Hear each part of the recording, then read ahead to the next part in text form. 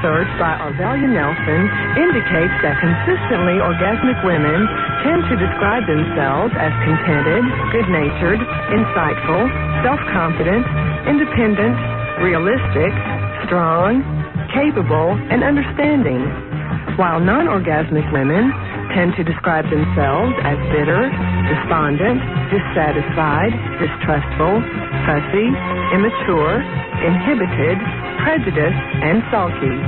It's midnight in Manhattan. Your car is parked on the street when two scumbags spot your vehicle. They're car thieves, but are they in for a big surprise? It's the Low Jackie Anti-Car Theft System. It's Low Jackie. Let's get out of here. If anyone tries to steal your car, the Low Jackie Anti-Theft Car System springs into action, playing samples of Jackie Martling's actual voice sounds, which paralyzes the intruders with various head-splitting, eye-melting, brain-freezing, spine-shattering sounds. The invader will bolt immediately, trying to flee the area before the lame jokes start. Oh, guy goes to skydiving lessons. Instructor first. Blacks, Puerto Ricans, Jews, and Gentiles. No one can handle this sound. They can be full of heroin, liquor, hop, hash, white crosses. It doesn't matter. Jackie's incredibly annoying utterances would chase the death. And as a bonus, if you order now for personal female security, it's the Robin Quivers third input prevention device. Guaranteed to let ladies know when your man is trying to use your exit as an entrance during sex. The Low Jackie Anti-Theft Car System and the Robin Quivers third input prevention device. Order now.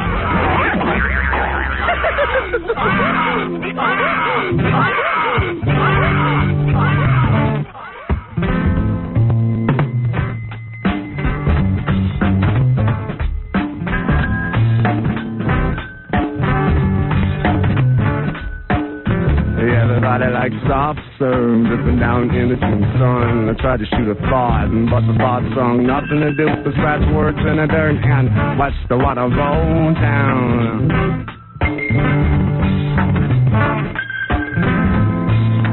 Fan kisses buzzing like the insects.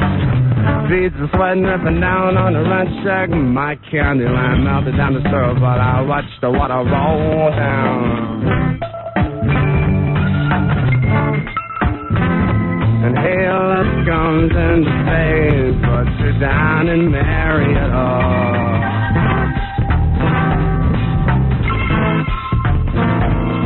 So sweet my mouth was searing, but the words came out was sweeter.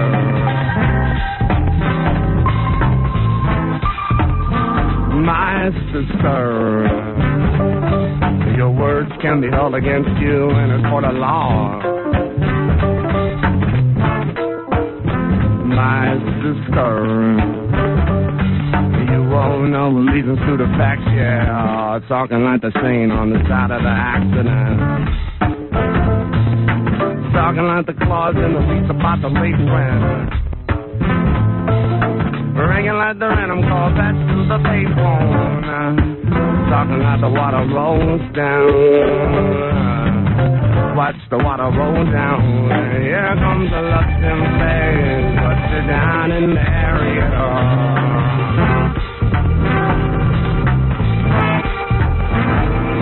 So sweet my mouth was seared, but the words your mouth was sweeter.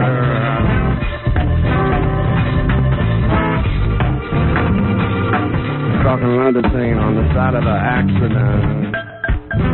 Yeah, talking like the bot shot attempts on the president. Ringing like the change in the legless man 60 club. Talking like the water rolls down. Watch the water roll down now.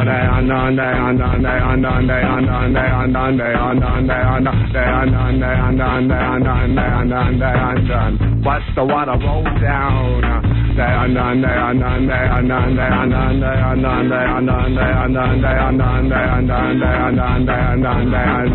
Watch the water roll down.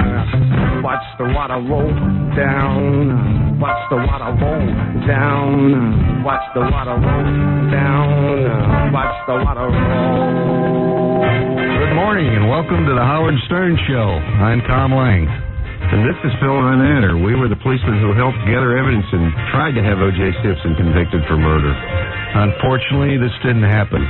Unfortunately, there's one murderer who walks free. Right, Tom. But now let's get ready to listen to another murderer, Howard Stern. Howard Stern is a murderer, Phil? Of course, Tom. He murders the English language every day. Thank you, officers. And good morning. Welcome. Hey, man, we got a great show for you today. We really do. We really have some cool stuff. Queen for a Day. We're going to give away that trip to San Francisco, courtesy of Tower Air. Paul Rodriguez stopping by, the comedian. I told someone yesterday that Paul Rodriguez was coming on the show. They were like, who's that? I thought he's pretty famous. Paul's pretty famous. He's a famous comic. I don't know, She was like, who's Paul Rodriguez? And I said, the Puerto Rican comic. Yeah. How many are there? The other guy's dead. What's his name? Chico and the Man. Yeah, he took over for him. Yeah, Paul's real funny. What's Up With My Secret? That's going to be happening today. New game show we put together. What's Up With My Secret? It's going to be good. What's up with that? What's up with my secret? What's up with my secret? Yeah, we're going to have a panel of people playing celebrities, and they're going to try and figure out what's up with my secret. Whatever that means. You'll see. And Scott Ian, the lead singer of Anthrax, will be calling in. This is going to be good. He got arrested over at Yankee Stadium. Yeah. For doing something weird. I forget what it is. And then they're going to be putting him in jail. Really? Yeah. Wow. He wants to make a plea. It's going to be good. It's going to be good. And also, we got to do My Dead Lady, the play that we put together for Lady Di. Yeah, because somebody's going to get one on Broadway. I know. We iron ours out. Put this together. And also, there'll be a lot of musical moments on the show today because we'll be doing more FMEs. And Robin, you'll have a song with me. And, is that right? We have a duet? Yes, we have a duet. And Baba Boohai has his own song that he does. Baba Boohai, Baba Boohai, Baba Boohai, Baba Booey, Baba Booey, Baba Boo, Baba Boo, Baba Boo, Baba Boo, Baba Baba Baba Baba Baba Baba Booey. Okay, so all of that on today's show and more. Your phone calls, everything. You name it. We'll talk to you. It's all here, baby. It's all here, baby. I saw the movie Austin Powers, so he goes, it's all here, baby. I'm going to shag you. I thought it was going to be better, that movie. You know what? People oversell a movie. You're not kidding. Things have been so bad that if they see anything, they start screaming that it's great. It isn't great. And you are expecting more. I saw Spawn yesterday. That was really bad. I haven't seen that either. Oh, man. I get to see that. Spawn. Because that could have been good. That could have been real good. They had a couple of scenes that were real good, but it was like Mutant Ninja Turtles. The guy's costume looked weird and fake. And Spawn is a comic that's real popular. It started about 4 years ago by this guy Todd McFarlane, who has his name all over the credits. That's always a dangerous sign. Well, why would you do that when you're destroying your creation anyway? I don't know, but I don't know. They had the clown guy talking through the whole movie. This movie Spawn I can't recommend. Sorry. I mean, the more movies I see, the better my movie gets. God, it was the only good movie of the year. I swear I'm not just saying that. It's true. I mean, ask anybody who's seen it. I was reading a review of Private Parts for some video magazine. I brought it in with me. I'll read it to you later. And she was talking about how... like Donnie Brasco might get a Academy Award nomination. And then she named another movie, and then she goes, and Howard Stern's movie is really good, and despite a surprisingly terrific performance by Howard Stern, I doubt he can have his Oscar hopes up high. And I was like saying, well, why can't I have Oscar hopes? Don't have any Oscar hope, that'd be dashed. Yeah, can you imagine? Like she was like, well, hey, here's another great movie with a great acting job, but he can't get an Oscar. I was like, hey, this sucks. Yeah, we just stand outside of everything. Yeah. We just can't get in. No. It doesn't matter what we do. Yeah, it's weird. Is it the worst song in the world or what? Why are you over singing? I just won an Oscar. Yeah. Give me my Oscar. Give it to me now, baby. Roger, broadcasting from the top of the Howard Stern building. Simply by pushing a button and turning a dial. You're listening to the Howard Stern Show. Howard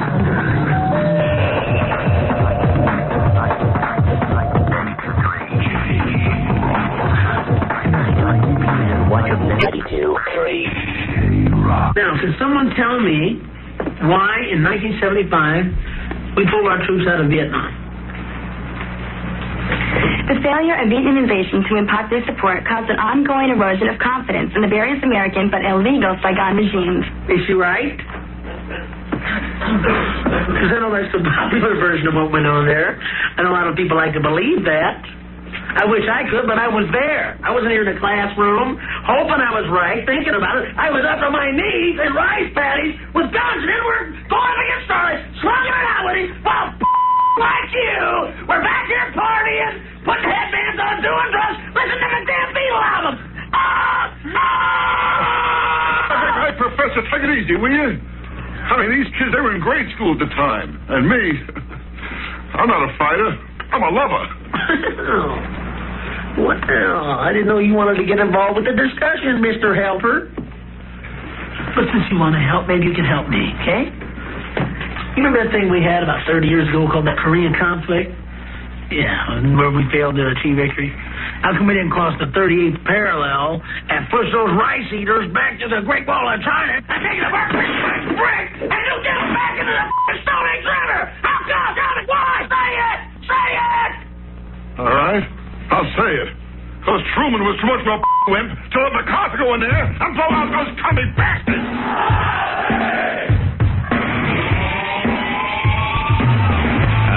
That's a great scene, man, isn't it? Always makes me laugh.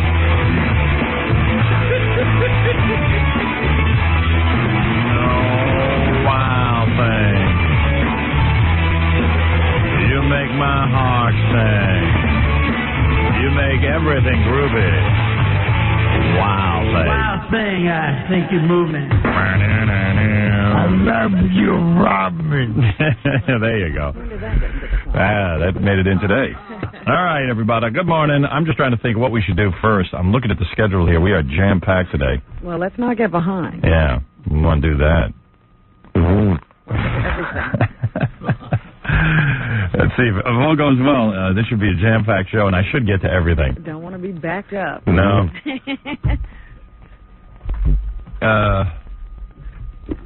Yeah, you got that right. You know, I'm just contemplating how I can do this. I got the phone number, the home phone number for Marv Albert's accuser, Vanessa Perhatch. Perhatch? Yes. What's that, Marv? Yes. Yeah, Vanessa Perhatch. Yeah? Yeah, I'm just thinking if she'd go on the air with us. Well, she likes publicity, it seems. Yeah. All right, I'll call that in a couple of minutes. I'll get my blood started. Hey, Kevin, you're on the air. Hey. Hey, dude. Hey, I did an open mic out west at the Comedy Store, and Dice Clay got up during open mic night, and he sucked. And he wouldn't get off the stage, so all the other comics who waited like hours to get up there, and he just jumps in because he is Andrew Douche Clay, and he can do that kind of thing. Right. So everybody's screaming 6 minutes to get off the stage. He won't get off the stage. He's got a big guy walking around telling us all to shut up, laugh, or leave. Yeah. So I learned a lot from this guy. Like, the way to get laughs, I guess, is to have a big guy walk around and force people to laugh. Yeah, threaten them. He was threatening them. Yeah. And Robert Hayes... That's different. Yeah, that is a different kind of act. And it didn't work. It's different. He was doing, like, his dirty limerick thing, but trying to make them greeting cards. Yeah, well, I wish him luck. Maybe he's on a roll. We'll see. He's got a roll, all right. Yeah, right in the middle. Yeah. Thanks. Hey, thanks. Yeah. Well, that doesn't surprise me. We've been victim to his funny antics. But he'll probably blame me for that he sucked at open mic night. Right, because you're here. Yeah. Scott, you're on the air. Hello? Okay. Jason, go ahead real quick. Howard, I called because I'm interested in having you play some songs from an album on the air, and I would, in return, do something outrageous. You got a band? No, my sister's got a band, though. Yeah. And so it's her album. What do you have to do with it? I'm just trying to help out. I see. Okay. Well, what do you want to do? Well, I sent in a fax, and I said I just put on it a couple things that I'd heard you mention in the past. I haven't been able to listen to your show for. Will she give us all oral sex? Yes. No. Oh. Well, what the hell good is it? Hey, now. He can't say his sister will do anything. He says he'll Actually, do I talked to my sister, and she said that she would appear fully naked in your studio. Oh, really? Yeah. What's your sister look like? She's about 5'10". She's probably 125 pounds, blonde hair, teacup. Wow. Hey, now. And you wouldn't mind your sister being naked? No. I really don't care. Really? You ever look at her sexually? No. When you have a sister that hot, because she sounds like she's hot. Do you know it? Huh? I mean, when you look at her, do you go, man, my sister's hot? I try not to, no. Yeah, but I mean, do you deep down in the bowels of your mind go, she's kind of hot? Yeah, maybe, kind of. She's adopted. Yeah. She's adopted. Oh, hey.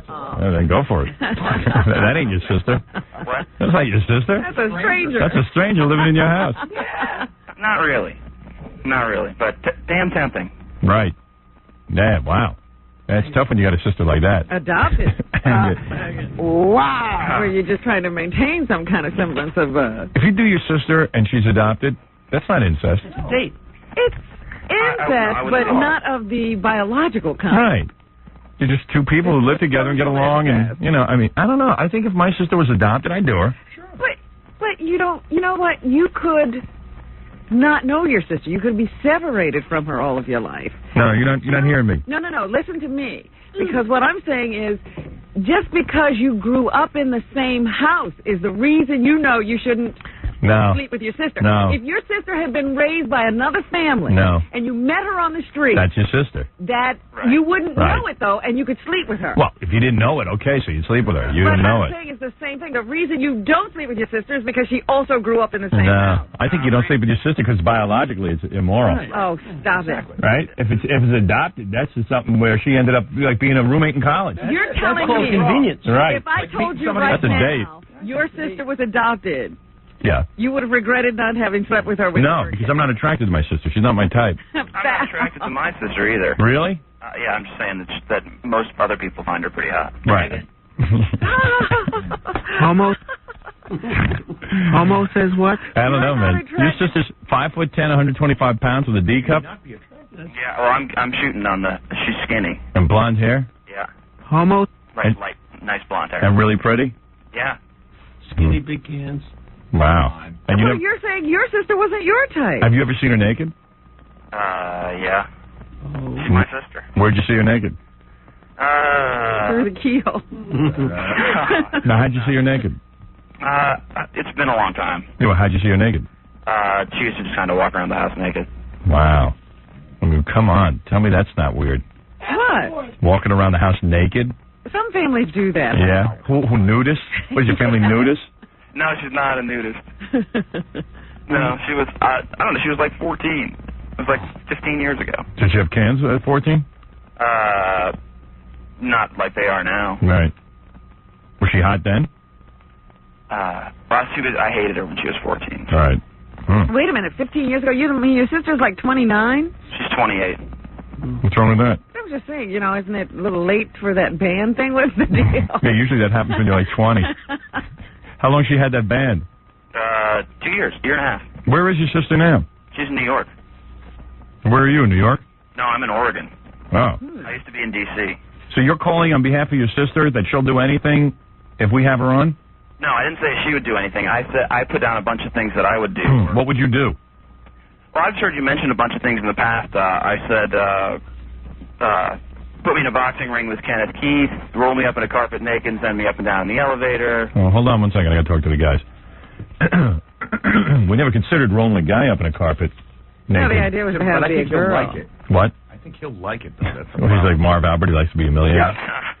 Roll him up naked in the carpet and send him up and down in the elevator? I don't know, man. It might seem like nothing, but think about the reality of it. That's pretty funny. Yeah. Yeah? It's pretty humiliating. Yeah. What if he's nude in the carpet? He is. He said he'd be nude. Oh, it's starting to make us sound kind of gay. It is bordering on gay. So what? Let people think we're gay. It's funnier than it is gay. Right. Oh, is there a line? Anything for a gag. Is it funnier or more gay? You know what? It's kind of gay. It is kind of gay. Delicate balance. Hey, the guy's going to come in. Okay, take off your clothes. Take off your clothes. Roll you up in a carpet. Gary, do it in the other room. I want to roll you up in a carpet and stick you in an elevator naked. And Gary has to spray him down. But what's he going to do in the elevator? Oh, it doesn't matter. No problem. Yeah, it doesn't matter. It doesn't matter what he does. Just leave him there all day. Up and All down. day. Yeah. Well, if he agrees to it, from now until that time, we have plenty of time to decide what to do to him once he's rolled up in it. Yeah. He ain't going to have much choice. Put honey on his face and let Auntie eat it. Oh, God. What else did you say you'd do? I said, well, I originally was going to say that you could pepper spray me, but I decided that I want to take that off the table because. Yeah, we can't pepper spray you? Can we pepper spray you in the carpet? That's awful. No, Can't stop it then. I'm not really interested in being pepper sprayed out. Yeah, that would have been cool. We want to pepper spray a guy. Yeah. Why not pepper spray? You want to help your sister? We want to watch him cry and puke. Be blind. Yeah, that's. You'll only be temporarily blind. Yeah, but that doesn't really appeal to me. I don't. Mm-hmm. Well, that's the whole idea. Yeah, well, I figured. Maybe. How about if we tie you up in a chair and cover you with honey and let a sheep lick you? Yeah. Yeah, let a whole bunch of different animals. Yeah. Would I have to be naked? Yeah. This is very gay. I don't think so. Oh, come on. Man. Just want to be naked, having animals lick you? And be covered in honey. I actually knew a couple guys who did that with dogs. Yeah. Rub liver on him. Yeah. I don't know, man. I mean, like your sister's not on the phone. I don't know. Takes all the punch out of it when it's a guy. Yeah, I don't really, you know. Right, but the thing is, he says his sister will then be totally nude when she's singing her song. She will?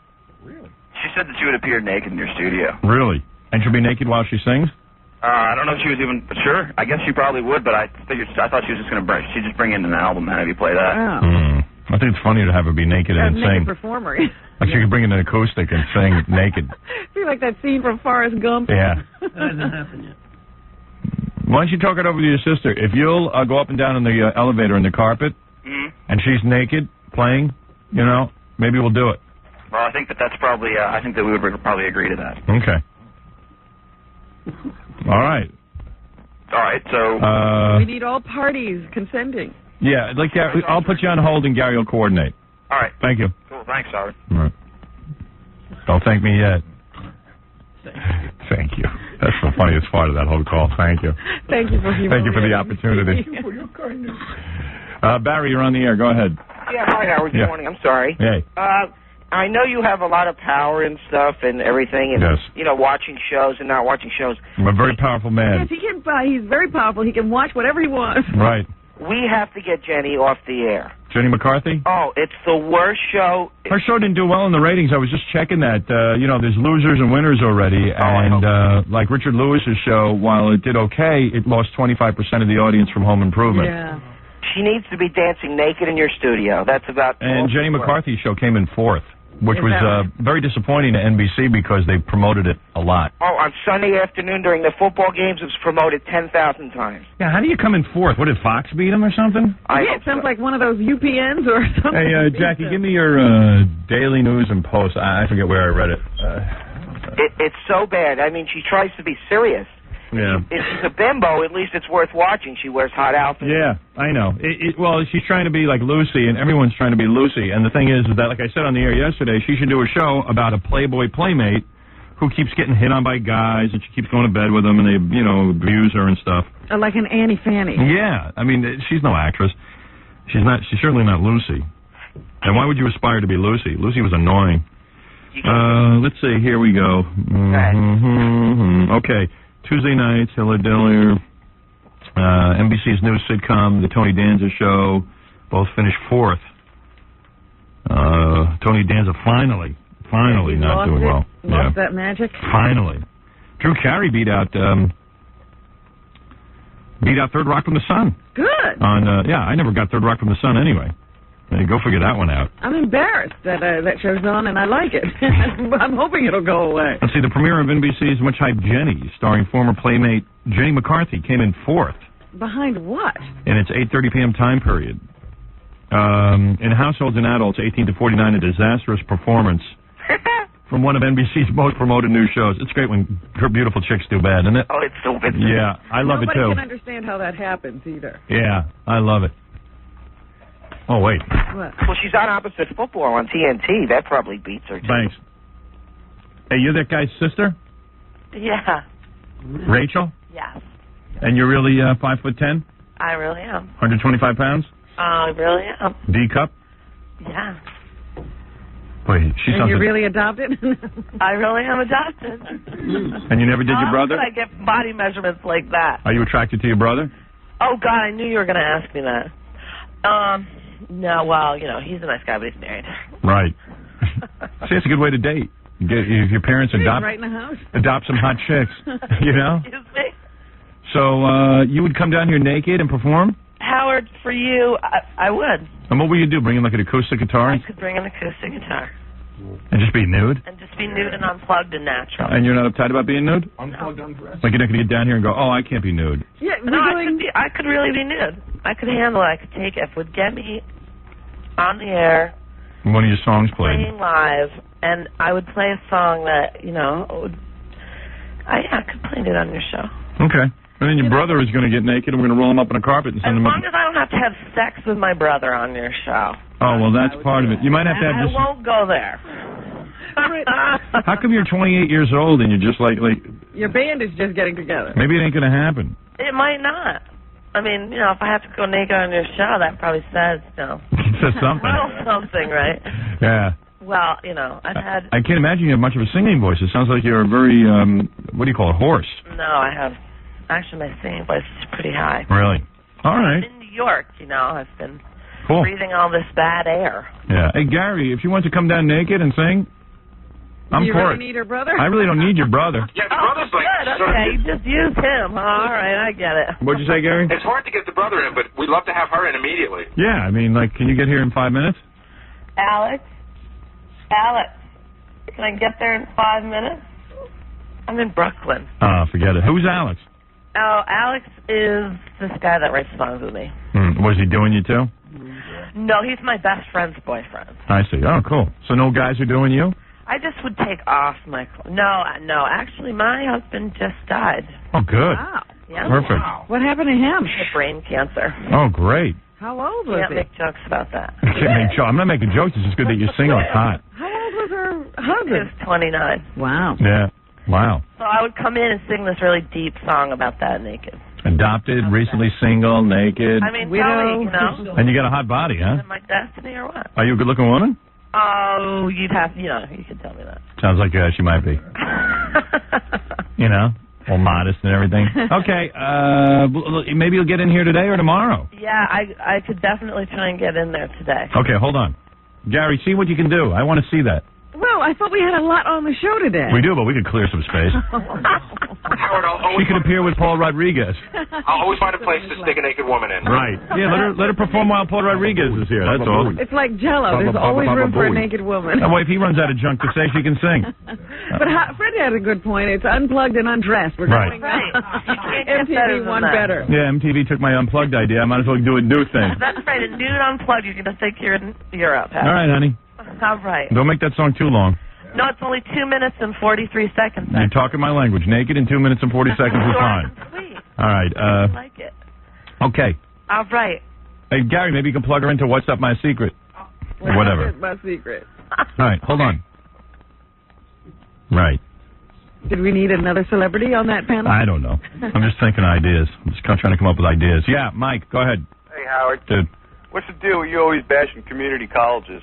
Well, look, there's too many colleges in this country. Let's face it. Most of the people who go to community college are really horrible students. Oh, come on. There's really no need for them to go to college. They're not going to learn anything.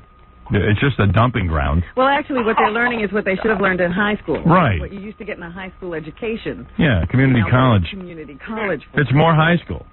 No, it's not. All right. Associate's degree. You know, look, you want to debate that, go ahead, but you know as far as I do, that as well as I do, that there are a bunch of dummies in community college. All right, well, then how come I'm going to a regular state university now? Well, that's because you needed 2 more years of high school. in order to get your act together. But so what? I mean, what are you going to do with that degree? Go to more school. Yeah, and what's your major? History. Yeah, what are you going to do with that? Work in a museum or archives. You could have gotten that without college. You don't need that. What kind of history? We work in a museum? They let you memorize. What, are you going to be a tour guide? No. What are you going to do? Setting up the archives and the exhibitions. Curator. How many jobs do you think are like that? How many museums are there? There's only like 50 museums in the whole country. It's a big field now. It's called public history. And you don't think you could have done that right out of high school? No, not really. Oh, come on. Most of the people doing that have master's degrees. Really? Yes. All right, whatever. I mean, give people a chance, you know. Why did you go to community college at first? It's stupid. Because you can't afford a regular state university. Oh, that's different. I thought you went there because you're stupid. I just think there's too many guys going to college and just basically they're going there to get laid and stuff. And like, delay adulthood. Yeah, I mean, that's cool. I mean, I did the same thing, but I wised up. I really didn't need college for this. No, now when you can go to the Connecticut School of Broadcasting. Yeah, I mean, that's good enough. I went to college for 4 years. I'm not sure what I did there. I sat there and made student films. What a joke. And then they let us work the video camera one time. They wouldn't even let you on the good radio station there. They wouldn't even let you on WBUR, which was the 50,000-watt station. They wouldn't let any kids on there. That was a real station. It was a real station. They had a bunch of bad broadcasting adults who basically couldn't get jobs anywhere else, so they put them on WBUR and paid them. And the students couldn't even get on. Let's face it, it's 4 years of summer camp, college, walking around with books. Yeah, that might be true, but there's some guy sitting behind a desk saying, hey, look, we're not going to hire you unless you have this. Yeah, whatever. You know, it's almost a forceful situation in society. So. All right, whatever. I don't want to get into it. All right, well, give us a break, all right? No. You know, it's funny. I do that rap. A lot of people get insulted, but it's true. I mean, you know, sure, since there's nothing to do when you get out of high school, so you might as well go to summer camp. But they should call it summer camp. They shouldn't call it college. Winter camp. Like Yale or Harvard's college. You know what I mean? Like, these are real smart people who need somewhere to go and be smart some more. Well, I don't know. Did you hear about the MIT guy who drank himself to death? No. You know, you think these are brainy guys, but they're still too dumb to know when to stop drinking. Still immature. That could happen to anybody. Everybody likes my Marv Albert song. I thought I'd play it again. Everybody was telling me they like it. So here it is, my Marv Albert song. Here we go. I bit her hard that night, and then I asked for oral sex.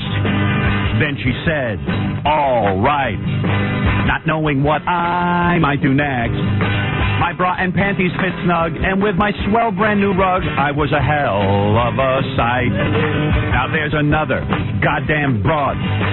She's making me look even worse. She said she yanked off my wig.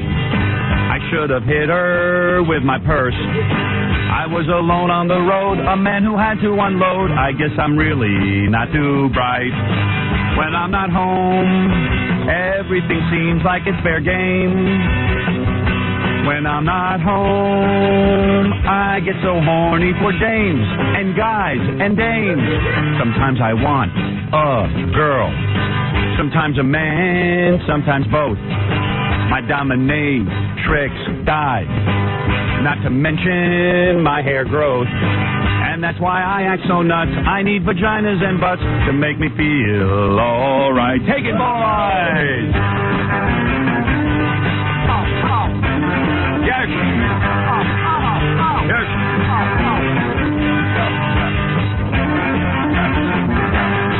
So yes, I seem like I'm strange, but no, I'm not real deranged. I'm just not careful who I bite.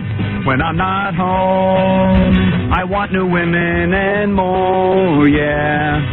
When I'm not home, from now on I'll just call a whore. I finally copped a plea. Before more ladies could tell their tales, I pleaded assault and battery. The next witnesses could be males. I know I made some mistakes, and prison could get me raped. Inmates are so easy to excite. Next time I'll be much more polite. I'll wear a mini skirt tonight. Yeah! Yeah! Yes! Yeah!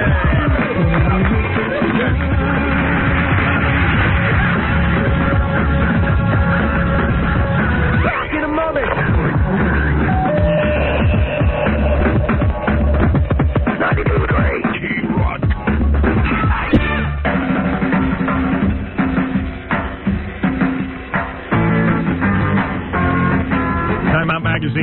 best, Robin. I know you're a big fan of Time Out. It's more than just a guide. Time Out is guidance. It's not just listings. It gives opinions. It's critical. It's funny. It's brief. It's the magazine that makes sense of it all. Time Out provides the latest on all kinds of entertainment, arts, books, clubs, comedy, dance, film, music, sports, restaurants, theater, TV, video, etc. It's something for everyone. I'm reading it every day. I have to know what's going on in it. You're telling me you read it on the can, right? I didn't say You like to do it and read Time Out. No. We'll figure out what you're going to do. Not what I'm going to do. I think I'll see some theater. Anyway, it's great. Time Out. Check it out. Also, where to eat out. Serious Polish food. Polish food can be real good, man. Yeah, they have this whole article on having your own wine tasting party at a restaurant. Yeah. You're going to do that, right? Sure, why not? Why not? You have lots of fun. 1-888-GET-TONY. TONY. Time Out New York. The obsessive guide to impulsive entertainment. Get it and get out. Time Out. When you work for the Howard Stern Show, there's no time for anyone to rest, except for one person. Yo. Jack, what's up? Sean. Where are you? I'm at work. What time is it? It's like 6:30. It's not. Yeah, it is. Oh, Jesus Christ. That's 2 times in a row they didn't call me. Hey, when we called you. I'll be there as quick as I can. God damn it. All right, so how you feeling? I'm fine. All right. Bye. Bye. The Howard Stern Show. Chubby loafer. Yeah. That's funny. False excitement. Okay.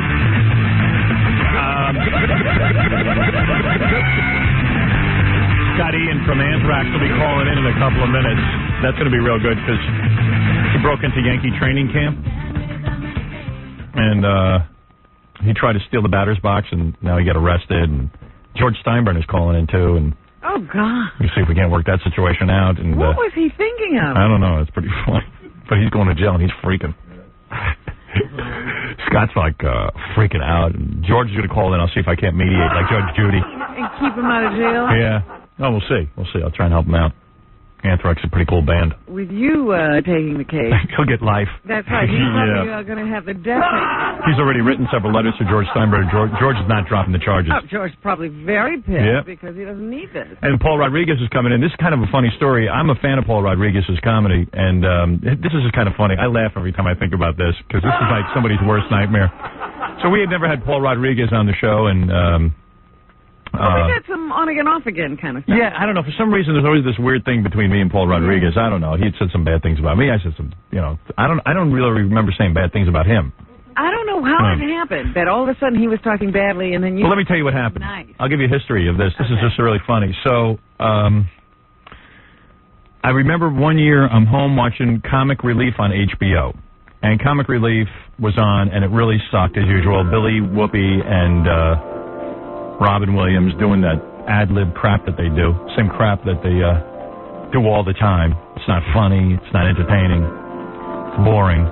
And I'm watching Comic Relief. One comic after another sucks, and out comes Paul Rodriguez, and he's funny as hell. I mean, he's prepared. He's doing comedy. He's got a delivery. He's great. So I get on the air that Monday. I'm talking to Robin. I say, I watched Comic Relief. It really sucked, but, man, the only highlight was Paul Rodriguez. He was really great. And I'm on the air Monday morning saying all this great stuff. Meanwhile, backstage at Comic Relief, they interview people, and Paul was, like, ragging on me. Right. Saying how bad I suck. Yeah. He had no idea on Monday I was going to be complimenting him all over the place. So now he was like, oh, no. I could have gotten on the show. What did I do? Like a guy who's really promoting my career, I'm bad-mouthing. So he had to do a major backpedal. But here he is backstage at Comic Relief. Unbeknownst that on Monday I was going to praise him. Okay. Huh? Slime? No, when I said slime, I was referring to Howard Stern. Slime. It's worse. All right? He makes Beavis and Butthead sound intelligible. Fartman, it's a very sad state of affairs when a movie like Fartman can actually get funded. That tells you where it's at. I actually respect Heidi Fleiss more than I do this man. At least when she somebody, she kissed them. Yeah? That's funny, man. Ooh. Yeah, so he was like on a major roll about me. And out of nowhere. Nobody, what happened? He just went ballistic. And of course, I would not have heard that. That was backstage. And Monday morning, I'm on the air praising the guy, and then he was like, oh, no, I hope that tape doesn't surface. So he called here pronto and said, I don't know, I freaked out. I lost my mind. But that's all right. You don't have to come on the show and think I'm great. That's all right. And quite frankly, my thought is, after watching Spawn and a couple of other movies, I think Fartman would be a 10 times better movie. Fartman had a great script. It did. It was written by a guy named J.F. Lawton, who wrote Pretty Woman and Under Siege, and it was pretty cool, actually, if I ever do make it. But that's Paul's opinion. But I think that's a funny piece of tape. We'll have to play that when he gets in here. Yeah, can't wait. Yeah. And we got Queen for a Day. I also we have to at some point get to this Lady Di thing. We read in the newspaper that someone's putting together a play based on the life of Lady Di, so we did it real quick. We should really do this. I got a whole bunch of things on tape. You think I should try and call Marv's accuser? This is not going to work. Our phones suck. She's not going to come on the air with us, is she? I don't know. You never know. She went to the post. She went to Marv's hotel room. You know, that's true. Again and again. All right, I'll try it. This is a legitimate phone number given to me by someone in our audience who knows her. I'll have to ask her permission to come on the air off the air. Yeah. So I'm dialing now. You can't hear me dialing because I don't want her number to get out over the air. I'll tell you if it's ringing. See if I can do this. Oh, it's ringing. I have one ring. One ring eating. I don't know that she'll agree to come on, but let's hope she does. That's 3 rings. Calling Vanessa Perhatch. 4 rings. It's just ringing and ringing. Maybe she went to Disney World. 5th ring. I guess we have to hang. What if she was with Frank Gifford? No, I'm not hanging up. 6. Sometimes you got to be persistent. Remember dialing for dollars after the 5th ring? I'm so sorry. That must have been the big rule. 7 rings, Robin. I'll go to 15 rings, or 15 to 16 rings. 8 rings. Because it'll be great if I get her on the air. 9. What? Spoke too soon. 9 rings. You're calling Vanessa Perhatch. 10 rings. I'm just telling you what's going on. I can't put her on the air until she agrees to come on. That's part of the rule. 11 rings. We can't even hear her rings. No. I'll let you hear one of the rings, okay? Seems that nobody's picking up. Wait. See if you can hear this ring. You hear it? No. No, you don't? That's weird. I wonder how am I going to get her on the air once I... Let me see something. How come you can't hear the rings if I pot this up? I can hear you potting up, but I can't hear the rings. Really? Yeah. Hey, Scott, come in here. I'm up to about 20 rings. I lost count. Hey, Scott, why can't Robin hear these rings? Why can't my audience hear these if I pot up? Yeah, because if you get her, we won't hear. It's ringing and ringing and ringing. Nobody's home. Maybe they left town. Is that possible?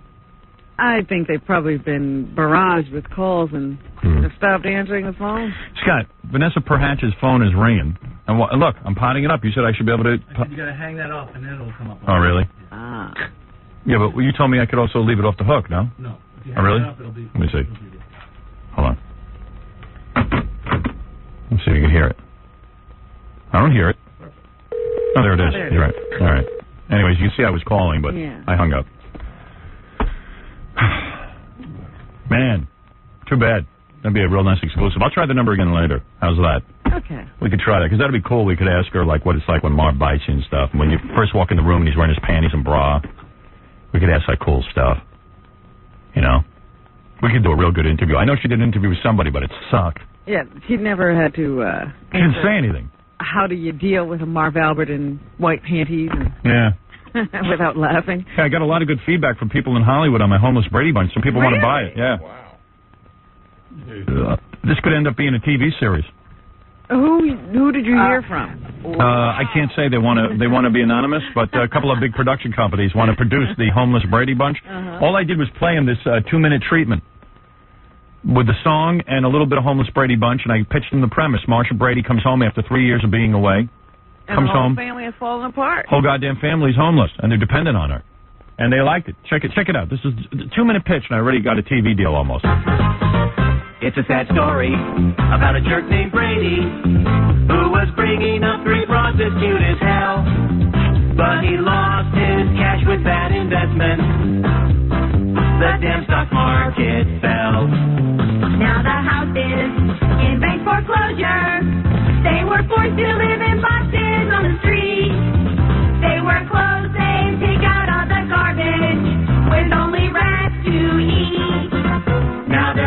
lunch and they are all eating dog food. And we think that little Cindy's selling crack. But there's hope for the once rich and happy family. Now that little Marcia Brady's coming back, the homeless Brady Bunch. Homeless Brady Bunch. Now Jan is turning tricks to pay for lunch. Hey, lady, got any spare change? Bobby, is that you? It's me, Marcia, your older sister. Yeah, it's me, Bobby. You got any money or food? Cindy, is that you? I'm so hungry. I can eat a temple. Greg, is that you? Can I have your shoes? Cindy, Greg, you look terrible. Where are Mom and Pop? Mom died in a snuff film. Where's Daddy? Jail.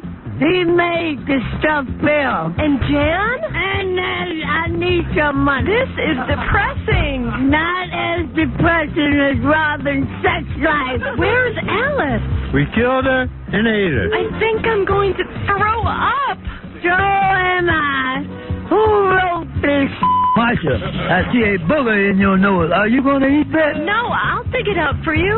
Gee, this is so sad. The homeless Brady. Wow. Homeless Brady Bunch. Now Jan is turning tricks to pay for lunch. You sure a funny man. Howard Stern. I actually played that for David Permit out in Hollywood. And he said, wants to produce it. Wants to put up What 50. have you been smoking? Wants to put up $50 million of his own money based on that 2-minute sketch. He don't care. Hey, I got a great letter from the son of Lurch, Ted Cassidy Jr., son of Lurch.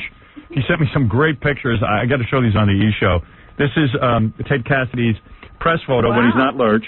And there he is with his mustache and his dapper look. He didn't look too bad. Yeah, he had a mustache when he wasn't Lurch? Yeah, but you got to see this. This is Lurch with his shirt off, posing. Look at this. A beauty shot. Lurch with his shirt off. And he Lurch. didn't have a bad build. No, that's what I'm showing you. Lurch had more to him than just being Lurch. And this is Lurch. This is the funniest. This is Lurch at his college radio station spinning records. I want to hang this up. I love this one. With those big hands. Look at the hands next to the record. Yeah, isn't that great? Lurch is like so big. His hands are bigger than the record. Yeah, I wonder if Lurch wore a toupee. I can't quite make out what's going on. I don't know. There's some weird hairline thing. It looks like. I think he just had a lot of hair. Yeah. You know, and it went way far down. Yeah, he was a Cro-Magnon. And we need to blow up Lurch's press photo for the studio. That one. Ted Cassidy, I love that. And here's another one. This is Lurch, and it's got a question mark because there he is in his tuxedo. Lurch in a tuxedo, Robin. Wow. There it is. Isn't that great? And he really had giantism? Because usually those guys aren't all that... I don't know. I think he had giantism. You think he's kind of proportioned? Yeah. What's the matter? We should go to the phone. Oh, who's on the phone? Oh, okay. Let me get this set up. This is great. Everyone is going to love this. Should I get both guys on at the same time? What do you think? Help me out here. Yeah.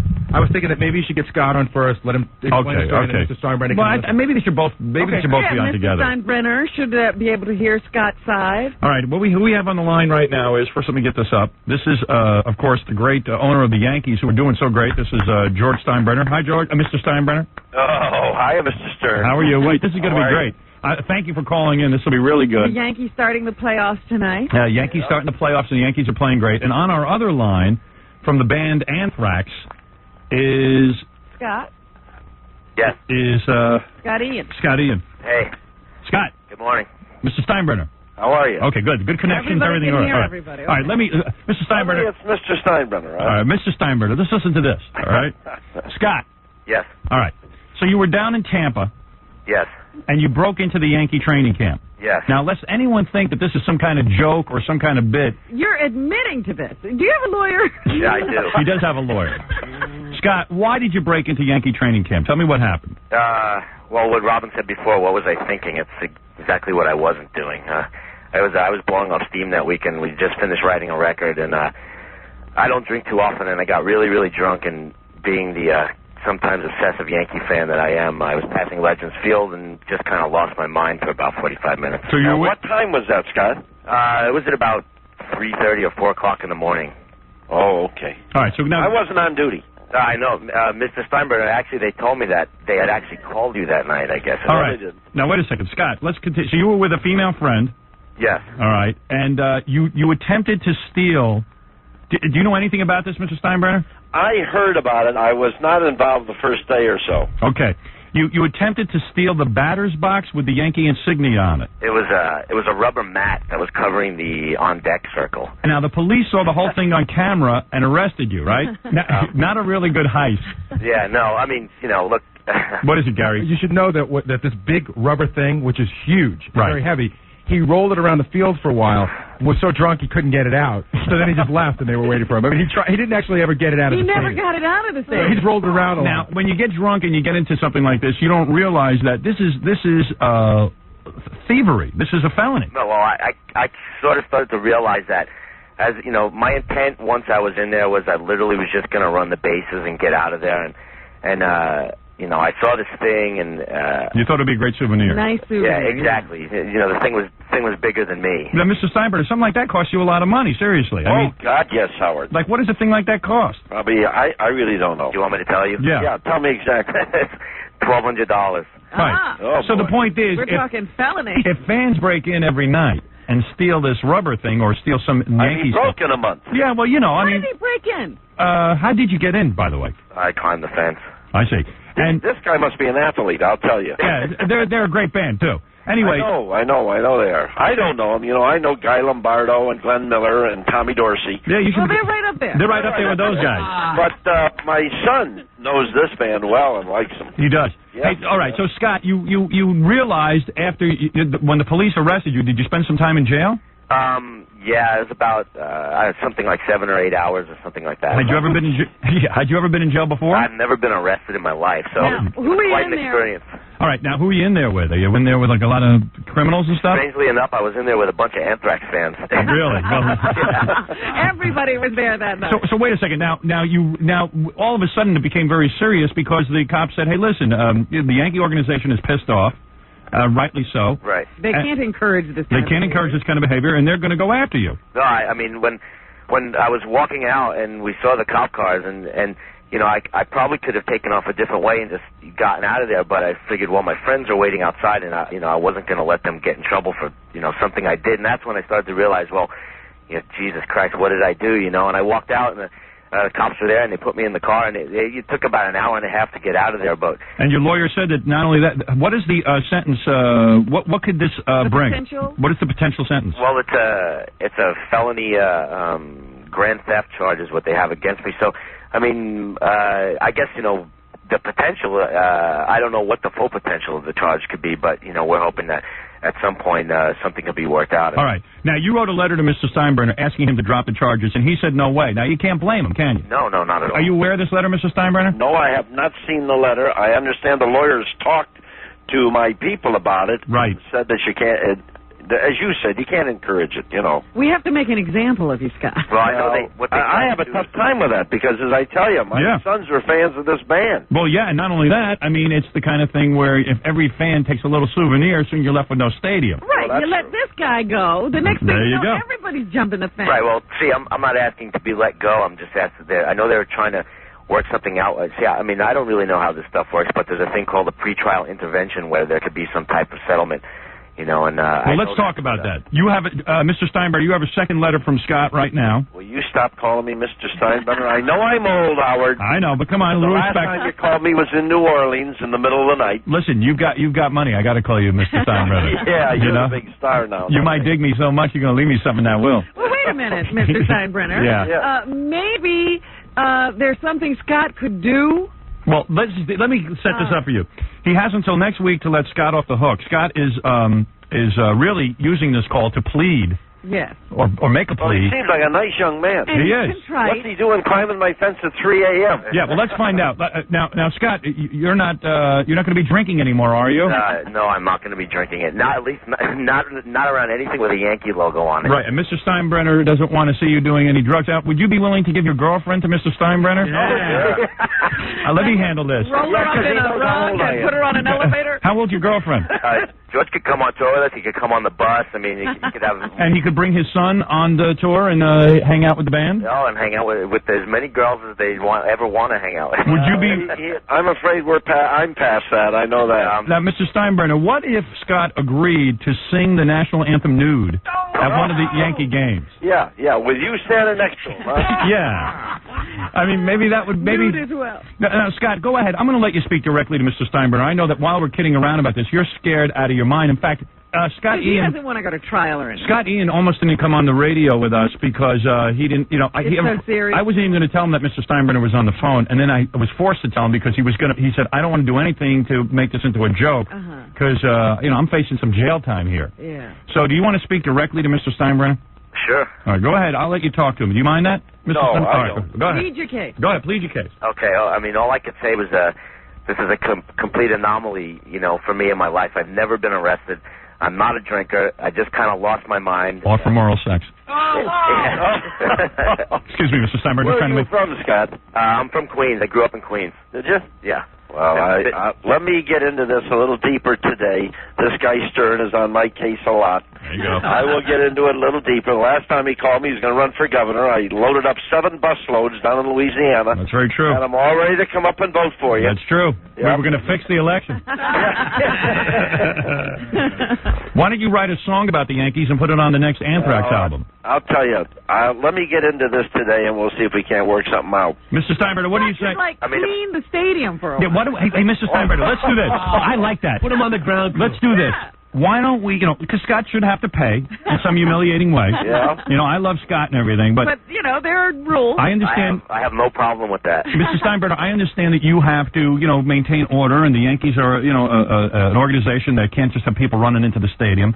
Why don't we make them, clean, like all the chairs or something? We'll see if we can't find something. Yeah. One of the ideas we had, which maybe is a little less humiliating, that was to, set up we could actually do a concert, and it would be a benefit concert where all the proceeds would go to one of the Yankee, youth organizations. No, that's too cool. No, that's too cool. You can do that, but you have to clean the stadium, too. Mr. Steinbrenner, I say we you have me there, I throw up on some of the seats, and then Scott has to clean it, or you know what we do? We make him a singing hot dog vendor. Well, now that you're a movie star, it's a little different. Before you weren't a movie star, and I didn't mind the call. Right. All right, so Mr. Steinbrenner, you're going to actually get back to Scott and think about this?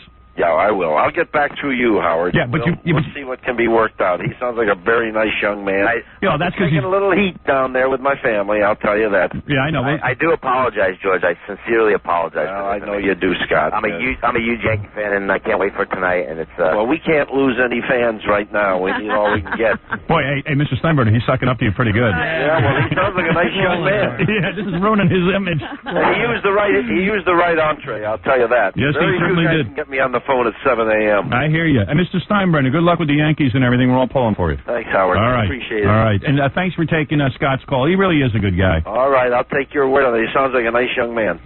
Nothing's uglier than a humble rock star. That's why he should be out there picking up garbage. Yeah, he's got to pick up garbage. Well, you know what you do? You make him a bat boy, and he has to wear, little shorts.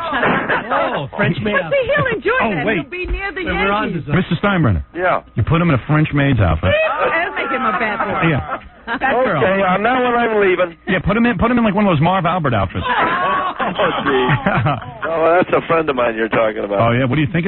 Are you freaked? You know what? I know Marv. I've met him a couple of times. Aren't you freaked out like people's secret lives? Did you have any idea? Marv? Did he ever come on to you or anything? Always like Marv. He's okay. I'm just not going to get into that one because really? He is a friend of mine. Are you going to remain friends? Oh, yeah. But isn't it kind of weird, though, now, like when do you get together socially with him? No. Oh. No. We know each other through sports. He comes to ball games, so I enjoy him. I'm not going to get any further into it, Howard. But wait a minute, Mr. Steinbrenner. No. But let me just say something. Isn't it going to be weird, though, when you run into him now? Because, you're thinking the whole time, geez. I wonder what's under that corset and panties and... Well, if I could walk on water and I were the perfect person, maybe I would feel that way, but I don't know of any other... I don't know of any people. Wait a second. What are you trying to tell me? Well, all I'm trying to tell you is... is I'm not going. How the hell are you into this? You don't wear a corset, do you? Something? If you're telling me you're wearing a corset, I'm coming over there.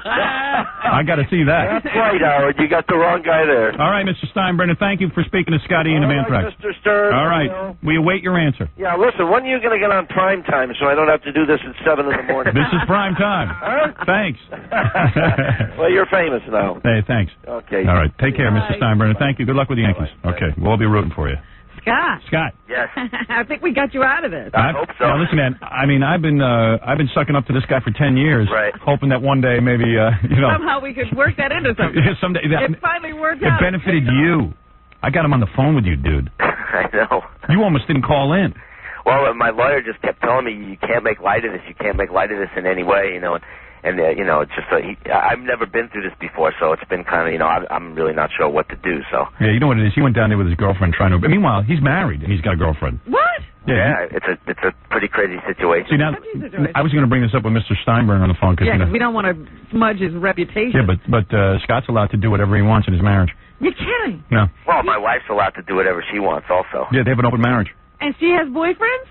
Yeah. Do you guys double date? No, we haven't double dated. Does it freak you out when she's doing some guy? She's sitting right here, actually. Oh, really? Yeah. No kidding. Is she hot? Yeah, she's very hot. But like the kind of thing like you guys got sick of each other, so you said, hey, let's date other people? No, actually, we never got sick of each other. We're still best friends. It's just kind of a thing like where we just, go out and do whatever you want and have fun. And then you still come back to each other? Uh-huh. How do you bring that up to your wife? I'm going to ask my wife. I want to do like a half open marriage where I can go out and date. You don't want her to do it? No. No, you wouldn't see. It has to go both ways. Oh, really? Yeah, that's the secret. Well, when do you bring it up? How long have you been together? We've been married. Almost 3 years, but we've been together since 1989. Oh, really? Yeah. Man, that's really incredible. I bet you she didn't want the open marriage. I bet you Scott did. Let's find out who did what first. How do you bring? She was. I mean, it's something that had. I think both of us had been thinking about, and it was literally on our anniversary this year that she's the one who actually brought it up. She kind of had the bigger balls in the situation. Really? And she said to you, hey, man, like maybe we should see some other people? Well, it wasn't in those exact kind of words, but it was maybe like, let's take the pressure of the relationship out of the picture, and I think that's cool, and you know what? It probably saved your relationship. Yeah, I definitely think it did, and it also proved that how much we really love each other afterwards because we still get along. Probably we've been getting along better now than we did a couple of months ago. So what do the girlfriends think though? They don't care. Who cares? All right. He doesn't care. The girlfriends care. Yeah, but you don't tell them. It's weird when your wife comes home and says, listen, I'm horny for a different penis, and the way it's an insult. Well, yeah. My wife tells me she's totally satisfied. Yeah, right. That's what she says. She's so satisfied she doesn't want any more sex. Well, that's true. She hasn't had sex with me in a month. Hey, Scott, man, so maybe you'll get off on this charge. I hope so. Yeah, that was pretty cool getting Steinbrenner on the phone, Yeah, huh? that was very cool. That was amazing, actually. Yeah. Speaking to my lawyer last night, he said he spoke to them down there, and that they said, we don't know anything about this. So right. So that's amazing. All right, man. Let's see. I got a feeling he sounded like he was amenable to giving you a break. He's going to look into it personally. Look, I'm not looking for a free pass. I said that I know I did this, and I'm willing to pay for it. So. Yeah. Hey, do you wear a wedding ring?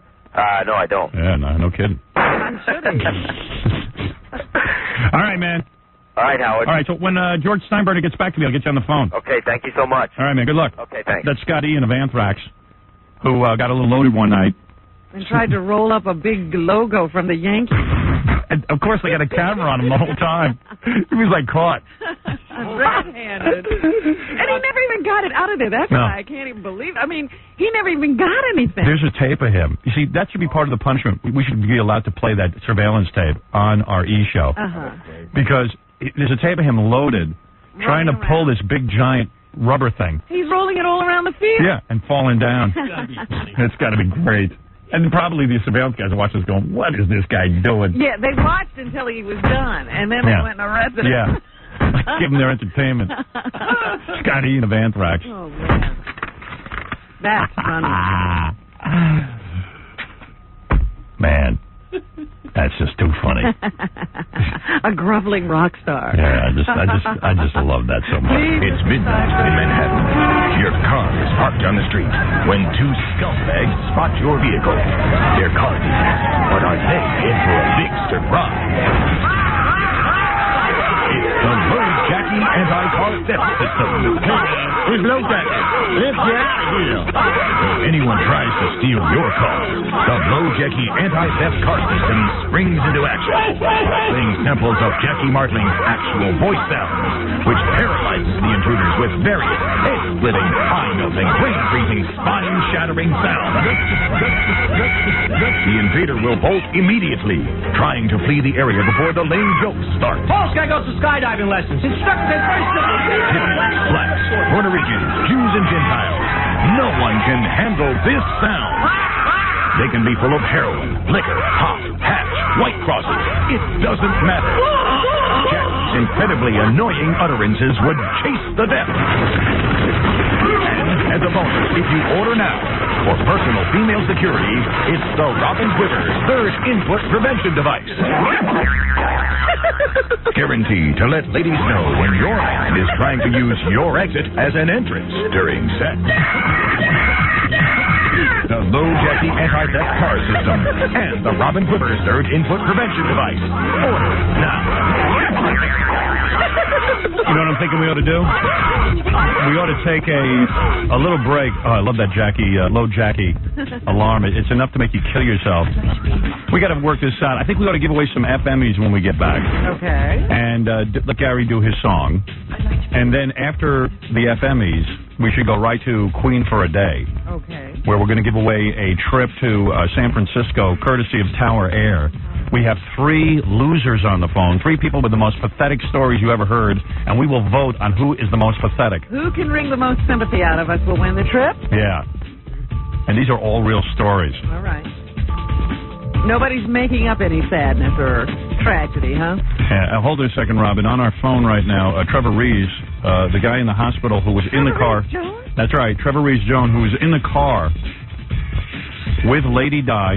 He was the bodyguard. He's the bodyguard. His tongue was almost ripped out of it. He's very, very difficult for him to talk. Let me see if we can't get this set up. Oh. Hold on.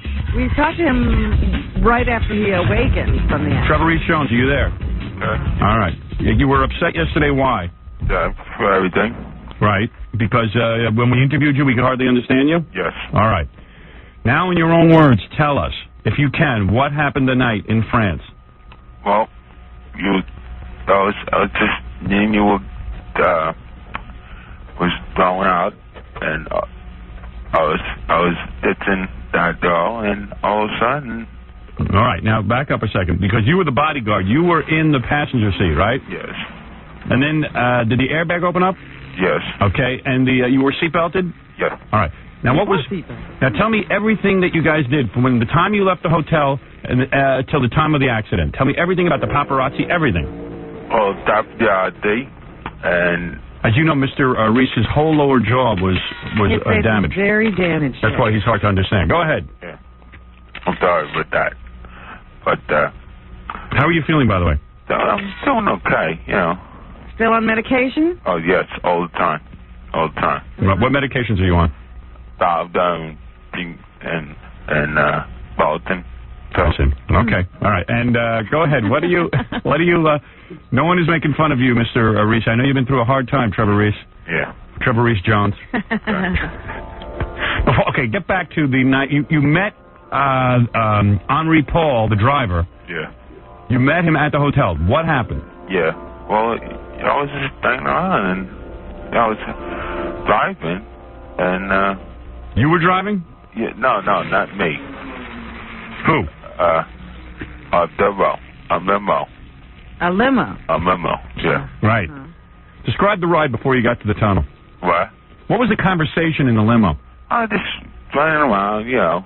It was partying and dumping, and it was okay. And all of a sudden, and I don't know what was going on. Tell me everything you were thinking immediately after the impact. Yeah, I didn't know. All of a sudden, it was just all of a sudden, I don't know what was going on. Who broke the news to you that Lady Di had died? My sister. Your sister. What's her name? Daria. What? Daria. What? Joking. Daria? Yes. Daria Delkin? Yes. Okay, and Daria, your sister's name is Daria Delkin? Yes. That's an unusual name. What kind of name is that? You know. Daria Delkin? Delkin, yeah. Delkin. Daria? Yeah. That's how you pronounce the first name. Pronounce it for me again, please. Yeah. Daria Delkin. Daria Delkin. Yes. All right. It's an unusual name. Yeah. You sure he's not saying Claudia? No. He's saying Daria. Claudia. Daria Delkin. Yes, sir. All right. Now tell me all of your thoughts since you regained consciousness. I was out, and all of a sudden at the hospital, There it is, ladies and gentlemen, an exclusive interview with Trevor Reese Jones, who was in the French Tunnel, the lone survivor. Wow. And he holds all of the answers. Yeah. Unfortunately, we don't know what they are. Why do you think you were spared? I don't know. I was it, though. Are you more religious now? Yes. What religion are you? Alton. Allison? Yes. All right. And where did you, that's an unusual religion. I've never heard of that one. Have you had any erections since you regained consciousness? No. You have not? No. Will you have one soon, you think? Maybe. Right. Will you be tested in that area? Yeah. When will that test occur? I think that tonight. And tonight will happen? Yeah. And who will do the test? Daria? What? Daria Dalton? No. Who? My doctor. Your doctor? Doctor, okay. A man or a woman? No, a woman. It's a female doctor. Okay. Well, that's good. What is the last thing you remember before the crash? I was just relaxing. Just relaxing? Yeah. And this all of a sudden, he was there, all of a sudden, all right, you can see it's very hard for Trevor Reese Jones. And he gets all upset. I think it's upsetting. Yeah, was there booze in the limo? Yeah. It was, all right, okay. You were drinking even while you were driving? Yep. No, he wasn't driving. But I meant there was drinks being poured. Oh, yeah. You guys were partying? Yeah. Okay. All right. Thank you, Trevor Reese Jones. Go back. I know you have to go relax. I don't want you to get caught on the phone. I know you're not supposed to be talking to us. Okay. What will you be doing today? Just acting, and I'm going to just see acting. Okay. All right. You going to watch some TV? Yeah. All right. What shows?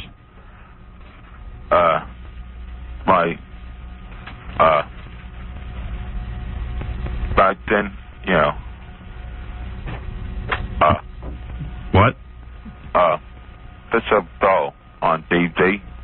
It's a Go on DVD. Huh? What are you going to be watching on TV? It's a Go.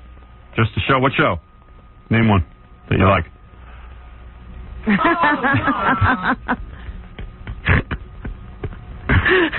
don't know that show. What is the name of that show? Please? My Benson. Benson. All right. Benson? You're a Benson fan? Yeah. Oh. I didn't even know they were running that. I guess from France they run that. Yeah. All right, Benson. Okay. All right. Thank you, Trevor Reese Jones. Okay, you too. All right. You too. Bye-bye. Talk to you later. Wow. Fool or what he is. I don't know.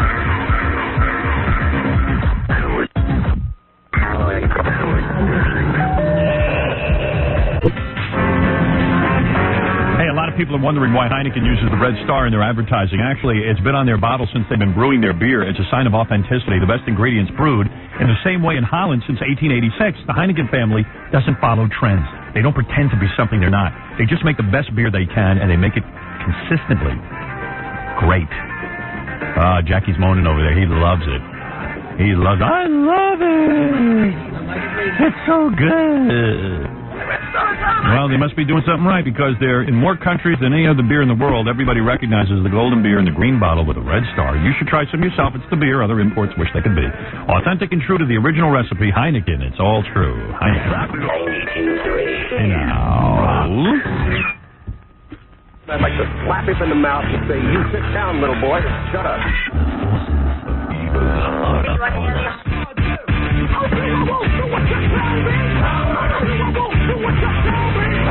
you know, Harry said to me, I'm the only guy who would have George Steinbrenner on the day of the playoffs and not ask him a question about the playoffs.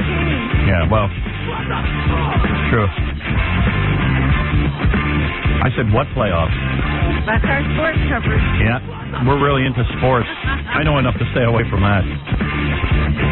I hear these sports shows, like on FAN and stuff, and they're so bad. I mean, it's like the same goddamn people calling in all the time going, hey, man, you think the Yankees are going to win? I would just say, you know what, dude? Why don't you wait a couple hours and see? Like, why all the predicting? You know? Dude, don't you think if the Yankees, if like their pitching is off, don't you think that they could lose this whole series in 4 straight or 3 straight, whatever the hell it is? Yeah, I think so. I've been thinking, it's all guys trying to prognosticate. They all don't know a damn thing. It's the same goddamn... And you wonder why. Yeah, it's because it's not... The outcome makes no difference to anything. No, except the betting. You know what almost every call is about? How come the Yankees don't trade for Ken Griffey? Yeah. And then the guy goes, okay, who would you give up? And they talk like guys you never heard of. And they talk trades. Yeah, and they go, nobody's going to make that trade. That's the most idiotic trade in the world. Yeah, and like the sports guy, he's the authority, and everybody else is an imbecile. And yeah, he knows why things happen and don't happen. Yeah, I'll never forget, and I know I've told this story 100 times, but we have some new markets. We were working at NBC Radio. I was on in the afternoon. And we had the biggest idiot for a general manager, this guy, John Hayes. I mean, really the dumbest guy, dumber than Tom. And really, that's stupid. This guy, John Hayes, I would walk into his office, and he would say stuff to me like, Robin shouldn't do the news.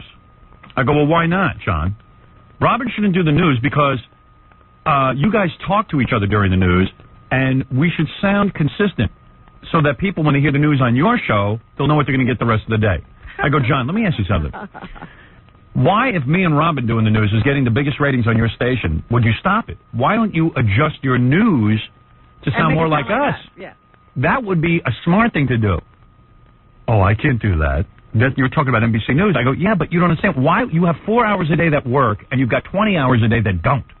Why would you concentrate on my stupid 4 hours? Well, we've got to be consistent throughout the day with the news.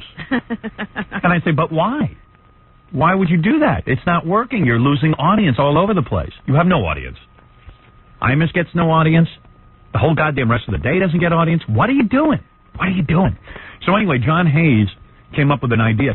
All of a sudden, he had to come up with ideas. He had 2 ideas. Yeah. So his first thing, he goes... This is so funny. He comes up midday. Midday, we had nothing going on in the ratings. He hires Soupy Sales. All right, now Soupy, had his day and everything. Well, hey, I was a big fan of Soupy's in his day, but, Jesus Christ. The guy was 100 years old. He's hardly a broadcaster, And then John Hayes was all excited. He poured tons of money into Soupy. Soupy this, Soupy that. Every minute was Soupy. Staff, a piano. Unbelievable. Piano drove me crazy. I took it and I cut the wires on the piano. Like Scott from Anthrax, vandalizing Yankee Stadium. There you go. That was clear. I vandalized the NBC studios because I couldn't take Soupy and the whole ridiculousness of it. Yeah, and then John was going around saying, it was like a light bulb. All these general managers talking to monotone too. They're all idiots. He goes. It was like a light bulb. I swear to God, this is true. It was in the newspaper. It was like a light bulb went on over my head. The name Soupy Sales. Soupy Sales kept flashing in my head. Yeah, he was on a train or something. Yeah. And when the light bulb went on. The goddamn light bulb goes on and it's Soupy Sales. Not a cure for AIDS. No. Soupy Sales. And of course, when it bombed, he distanced himself from it. Of course. No light bulb. Yeah. And then we're going to give him the national show and everything, because I've been screaming for a national show for years. Anyway, that was the first idea. Yeah. Then the second idea. Second great idea was this, and this brings me up to sports talk.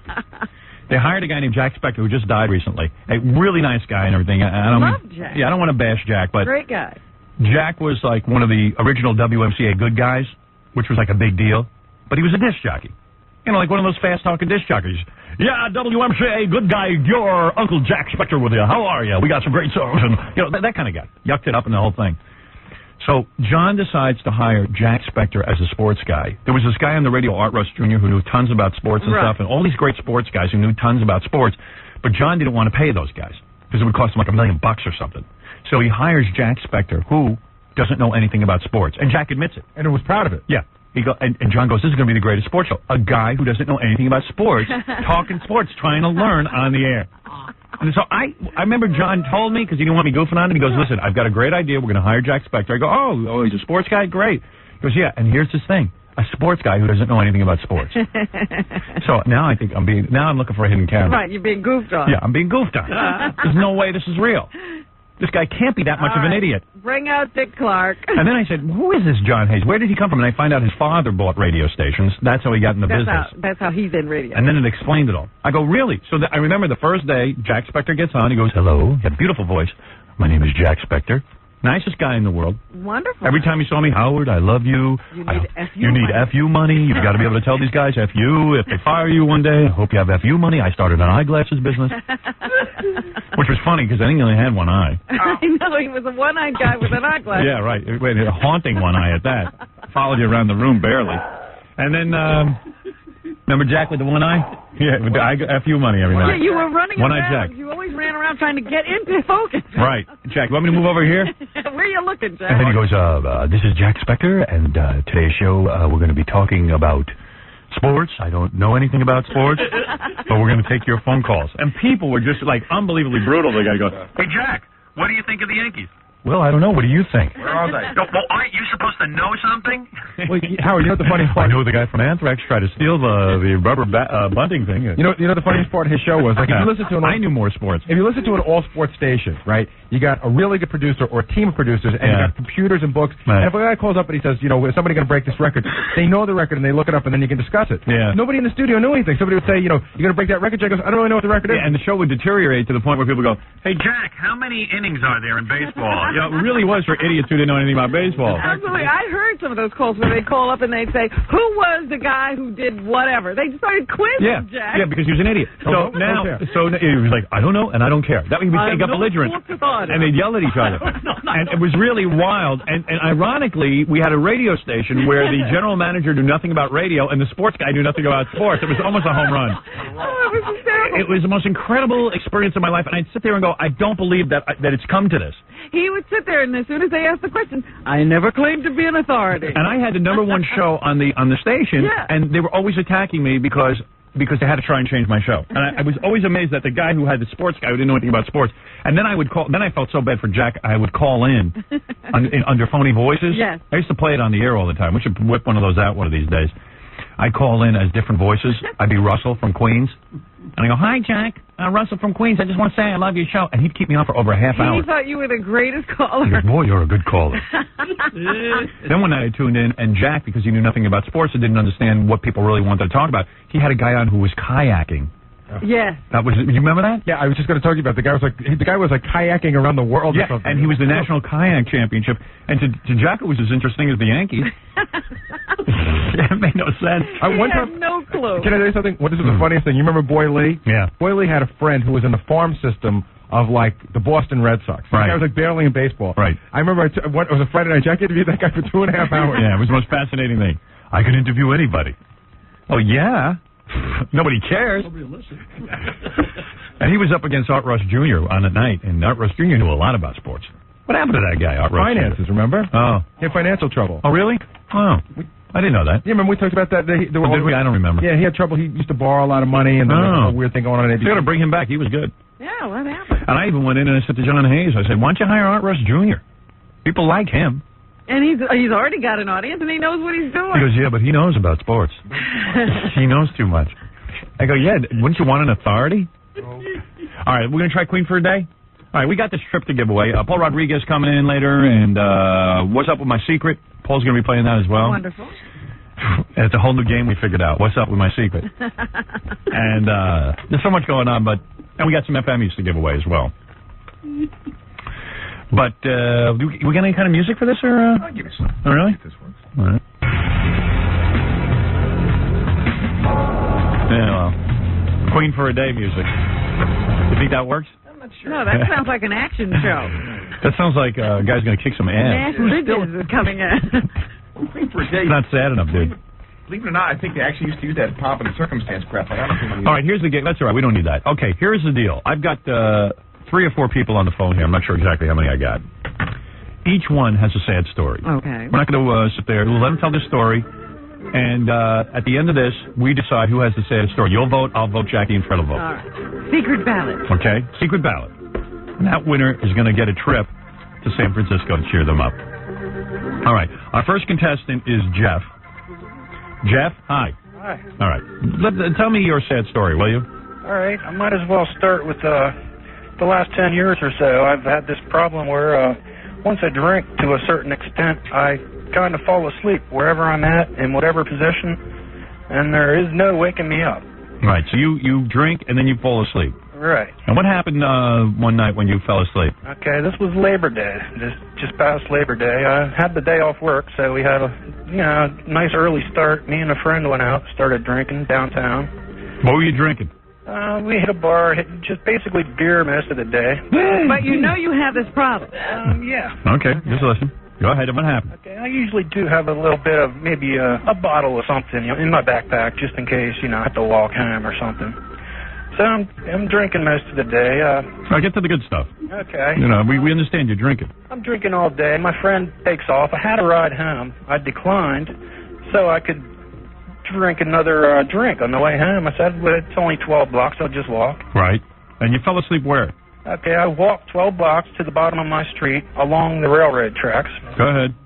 I decide I'm tired. I got to finish my drink. I don't want to walk up the hill to my house yet, so I sit down on the tracks. Go ahead. I do my sleeping bit.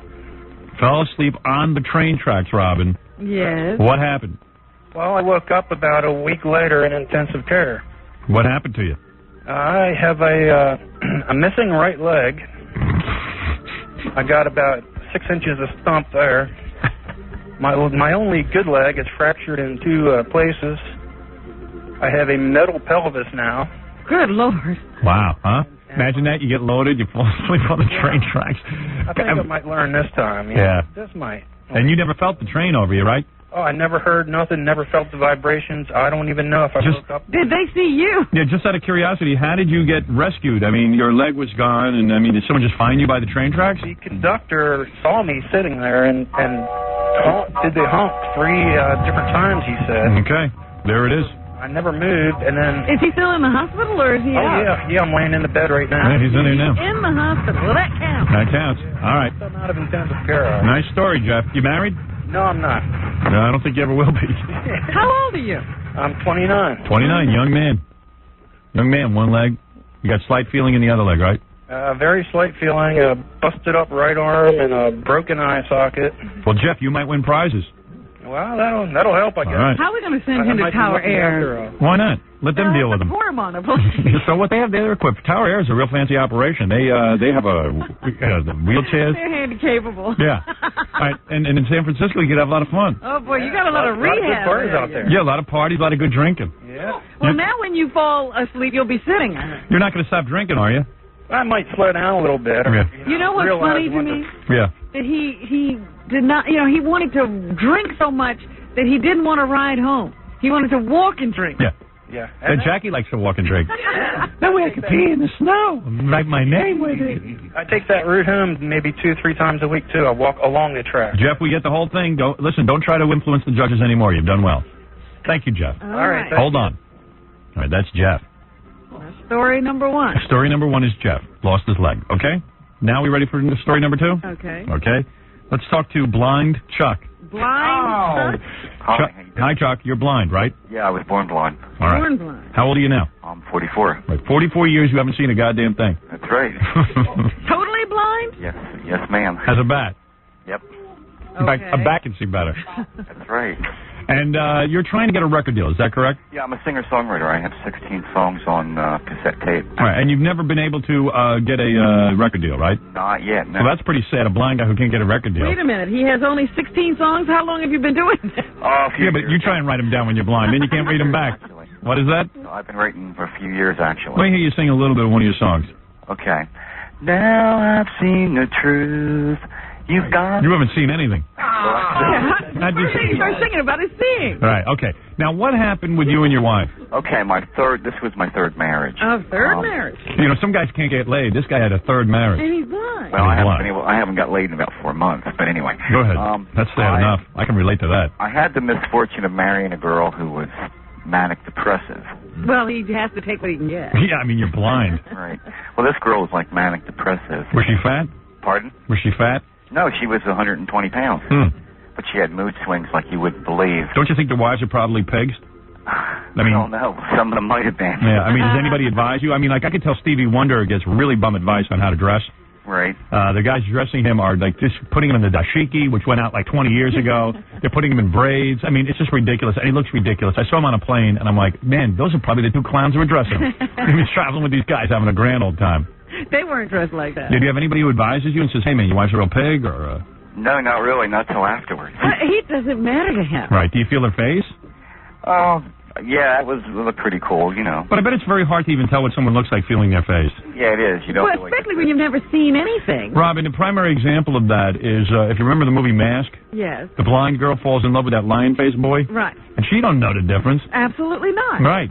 Okay, well, let me tell you what happened with this chick anyway. Go ahead. I was with her a little over 2 years, and it was a year getting her to her doctor because she wouldn't even get out of bed just long enough to cook. So you can imagine the sex was great. Oh, please. 11 hours, you know, stuff like that. Right. So anyway, I had my son up from a previous marriage for, you know, the first couple of summers. Well, this summer she tells me, well, you can't have your kid up here. So I'm like, okay, well, I'll get down to New Jersey to see my kid because we were living in, like, Ohio. So I'm down there, and I get a phone call from my stepdaughter telling me that I've been replaced. Yeah. Yeah, I'm down seeing my son. She dumped you on the phone? She didn't even have the nerve to call me and tell me. You know? Wow. I'm down seeing my kid for a week. Well, you can't see your kid. You're down there feeling your kid. Being with your kid. Being with your kid. Well, spending time. Yeah, for a guy who's blind, he's just seeing a lot. Well, everybody does. I hear you. It's just a colloquialism. Well, let me ask you something here. If she couldn't get out of bed, how did she replace you? Well, we got her to a doctor. They put her on lithium. Then they put her on Paxil, which is another form of Prozac. Right. So, you know, and then it just... Robin, you understand this story? Yes. He basically got his wife better, and she left him for another man. Right. Okay. All right. Thank you, Chuck. Hold on.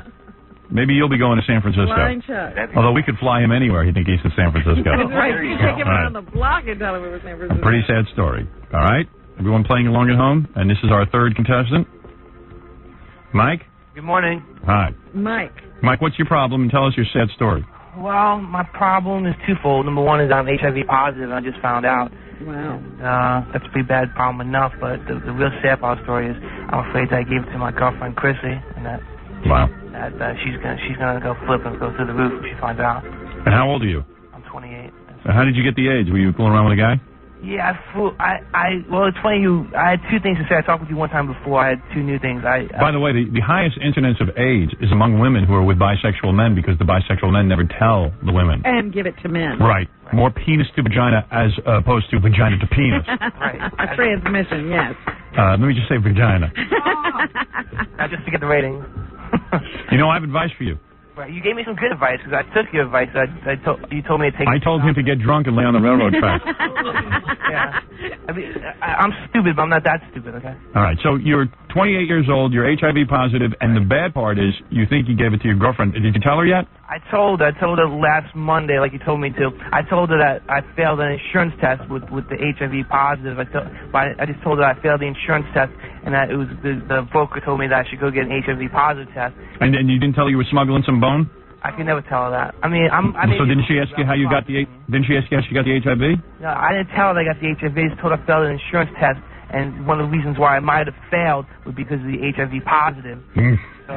Anyway, make the long story short, she was like shaking. She was nervous. She says, "No, this can't be real. This can't be happening." I said, "Look, don't worry about it. It's probably nothing. We'll just go down to this place at 4th and Carroll." And I took her down there, and it's very skeezy, very skeezy. You had these two heroin addicts there, and it was pretty funny. And she was like, I can't be in this place. I said, look, just relax. Well, did she get the AIDS? I'm going to find out on October 14th. We're going to go back to see the That should be fun. Yeah, it's going to be... All right, hold on. All right, so that's his story? That's the story. You want one more? He's 28. I got a woman named Celeste on the phone who... and is HIV positive and has to... You want to let 4 people play? Girlfriend. Sure. All right, here's the 4th person. What the hell? I'll sum it up for you. Don't get nervous. Celeste. Hi, Howard. All right, you sent us a letter. You're broke, right? You're penniless. Yeah. And what's her name? Celeste. Hi, Robin. And why is your story sadder than these other guys? Well, I don't believe that guy is blind anyway. Well, I'm broke, and my lights are going to be shut off Friday. They already cut off my long distance. You don't believe he's blind? No, he doesn't sound like he was blind. Really? He kept talking about And Chuck, she doesn't believe you're blind. He kept talking I'll come up and visit you guys, you know. Yeah, he can do all that. And he's blind. Does he have an aid or something like that? Because he's always talking about what he sees, and he sees this and he sees that. But anyway, I used to have a good, high-paying job and everything, but once I had my daughter, I had to kind of give that up to devote time to her. And now you're homeless?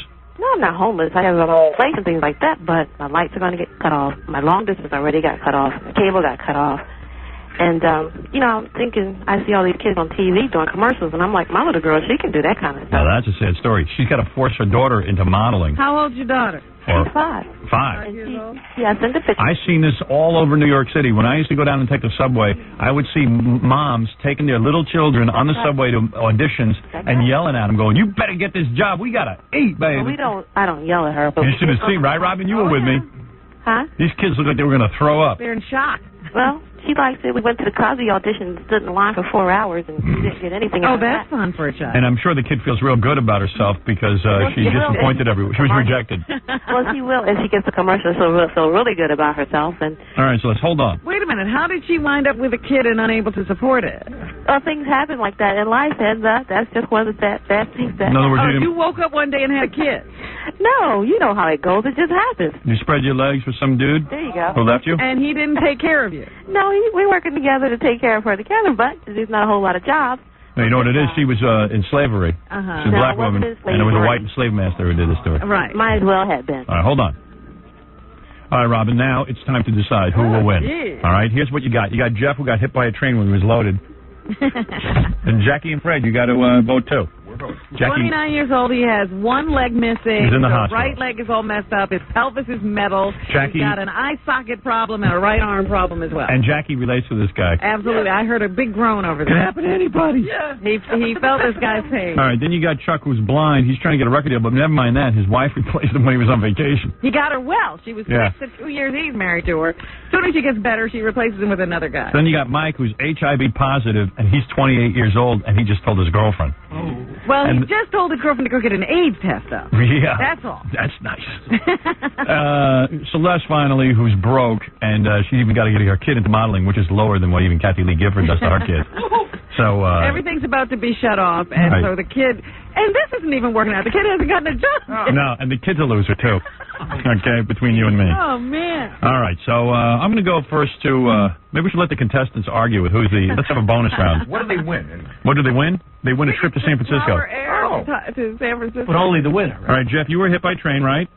Jeff? Yeah, he wasn't hit by a train. Oh, you're back there. How did I get her on the phone? Celeste. Well, that's Celeste, huh? But I have really bad heel spurs. I can barely walk and I have to stand 5 hours a day at my job. Really? I'm not trying to win Queens for a day. I just beat my kid on TV doing commercials. I thought she didn't have a job. Let's see if I can get this guy on too. Oh, did I lose her? Hello? Hello. Well, give me Celeste back. I don't know how to get everyone on at the same time. It's just so goddamn complicated. She has heel spurs. Yeah, I don't think I can get everybody at the same time. No bonus round. Yeah, that's Jeff, right? Right. You got hit by the train. This is, I thought you could punch down a bunch of these. This is Chuck. Yeah. All right. You're blind. That's right. Let's see if I can do you guys at the same time. Mike. See, I lost him. No, I'm here. I can't do, I got Mike, but I don't have Chuck. I can't do it. I can't get them all at the same time. You're going to have to call these people back. Yeah, I wish I could do them all at the same time. I know I can. John, get in here and do them all at the same time. What? He's got to get him back on the phone first. I know. My phones suck. I should win. You have the bad You have to phone. deal with morons like us. What? So yours is the sad story. You have to deal with morons like us. Yeah. Hey, Howard, can I vote? Yeah, sure. You can get in on it.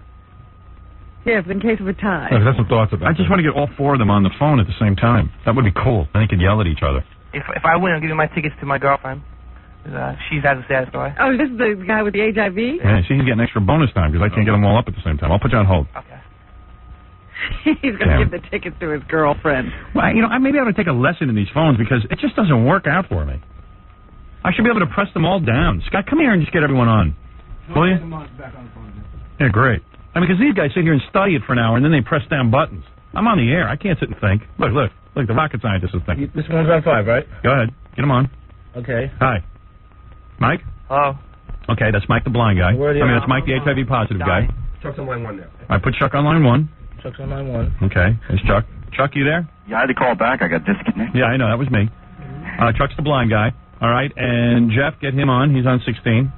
This one? Yeah, 16. Okay, get him on. All I'm on. Okay, is that Jeff? Yep. Okay. And now Celeste on line 17. Okay, Celeste, you there? Yeah, I want to say what up to Pat and D and Diamond and Philly. All right, now let's vote. Jeff, Celeste, Chuck, Mike, anybody want to say anything? Yeah, I want to say I don't believe any of these pathetic stories that these guys are saying. You know, I'm honest, I'm telling the truth, and I put my picture in of my daughter. It'd be nice if you could show it on the E-show so I can get her some commercials. And the rest of those guys, I don't know what that's all about.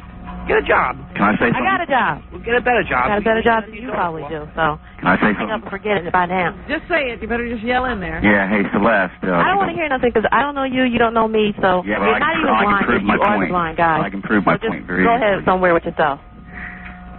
I'm not trying to win no tickets for a day. I just, you know. Neither am Howard, I I. like the called show. in. The show was good. The movie was good. The book was good. I'm not trying to win anything Yeah. either. I just called Howard to tell him my story, you know, and to see if they want to check out my demo tape. Okay. See, good. that's bad. I hope they check it out. You guys should be trying to win. All right, let's have some votes. All right. All right, I'm going to go to Gary first since he's put a lot of thought into this. Who do you want to give Queen for a Dave? Okay. Baba First of Booey. all, the woman Celeste, she doesn't have any physical handicaps, and I feel really bad for her. But you know, she can always bounce back. And she shouldn't have had a kid, you said. And I will. No, but she has the capacity to bounce back. Okay. The blind guy is blind, and that really sucks. But he's already doing pretty good. He's already gotten a couple of women. He seems to be living pretty well in the world. The guy who's HIV positive, I feel bad that he got AIDS, but it's really stupid on his part that he had unprotected sex with his girlfriend and gave it to her. You never did. No. Well, I don't, because I don't want to give anybody AIDS because I've had that in my life and I don't want to deal with that. So the guy who fell asleep on the railroad tracks is missing a leg and an eye. His life's like ruined. So I vote for him. All right, Gary votes for Jeff for the big trip to San Francisco.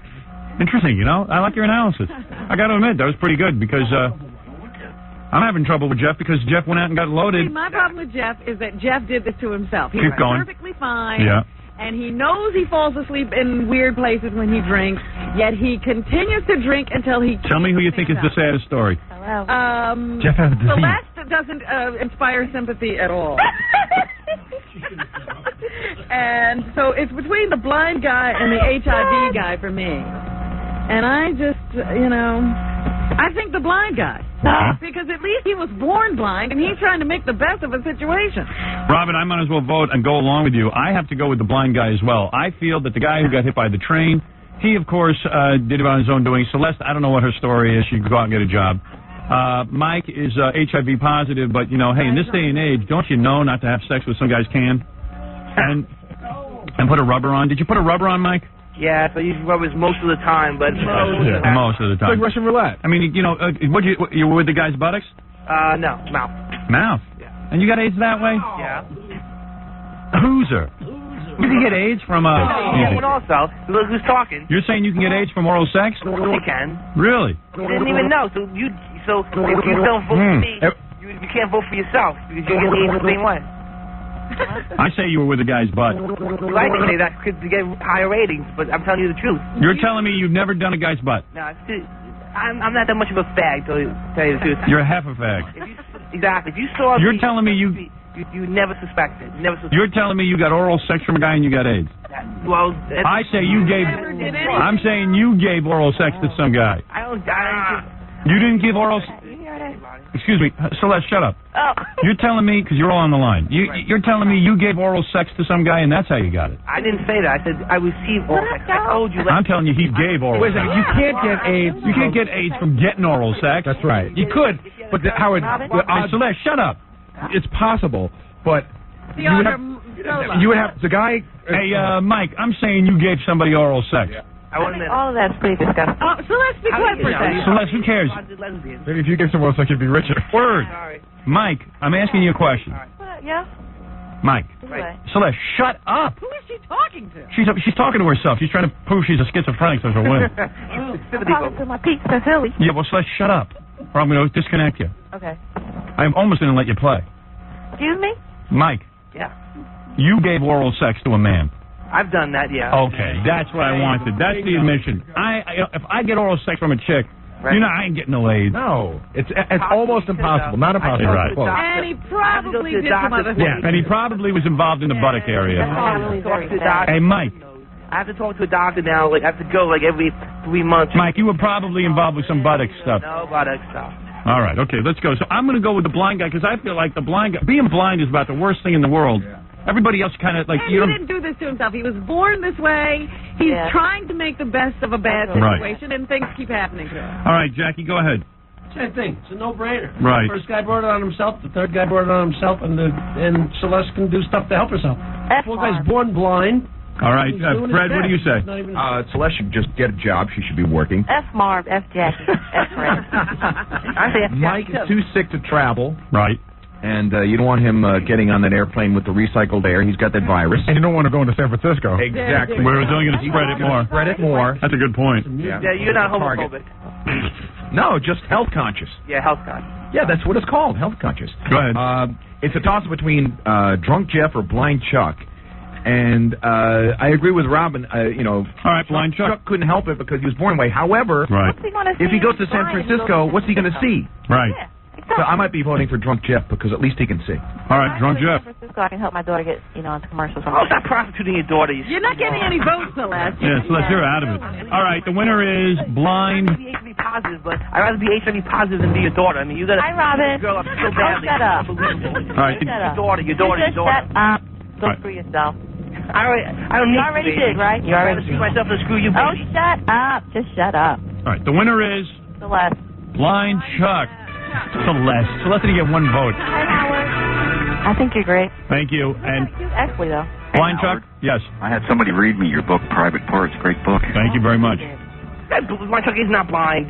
All right, there it is. Queen for a day, Robin. Oh, my goodness. I've never seen people scrap over singing so badly. And the winners will be going to a San Francisco courtesy of Tower Air. Yeah, Chuck will have to find another date. His Man. wife is gone. All that bickering. Paul Rodriguez is in next. Jeff didn't even fight. No. We'll be back. Paul Rodriguez, who, he said a few things about me, but... Slime? No, when I said slime, I was referring to Howard Stern. Slime. All right? He makes Beavis and Butthead sound intelligible.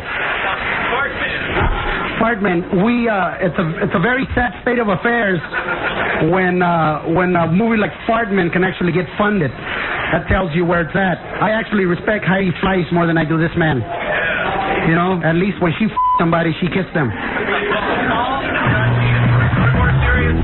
We'll be back with the Howard Stern Show in a moment.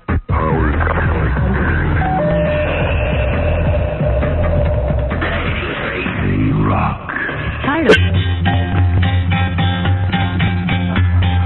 Yesterday, all my troubles seemed so far away. Now it looks as though they're here to stay.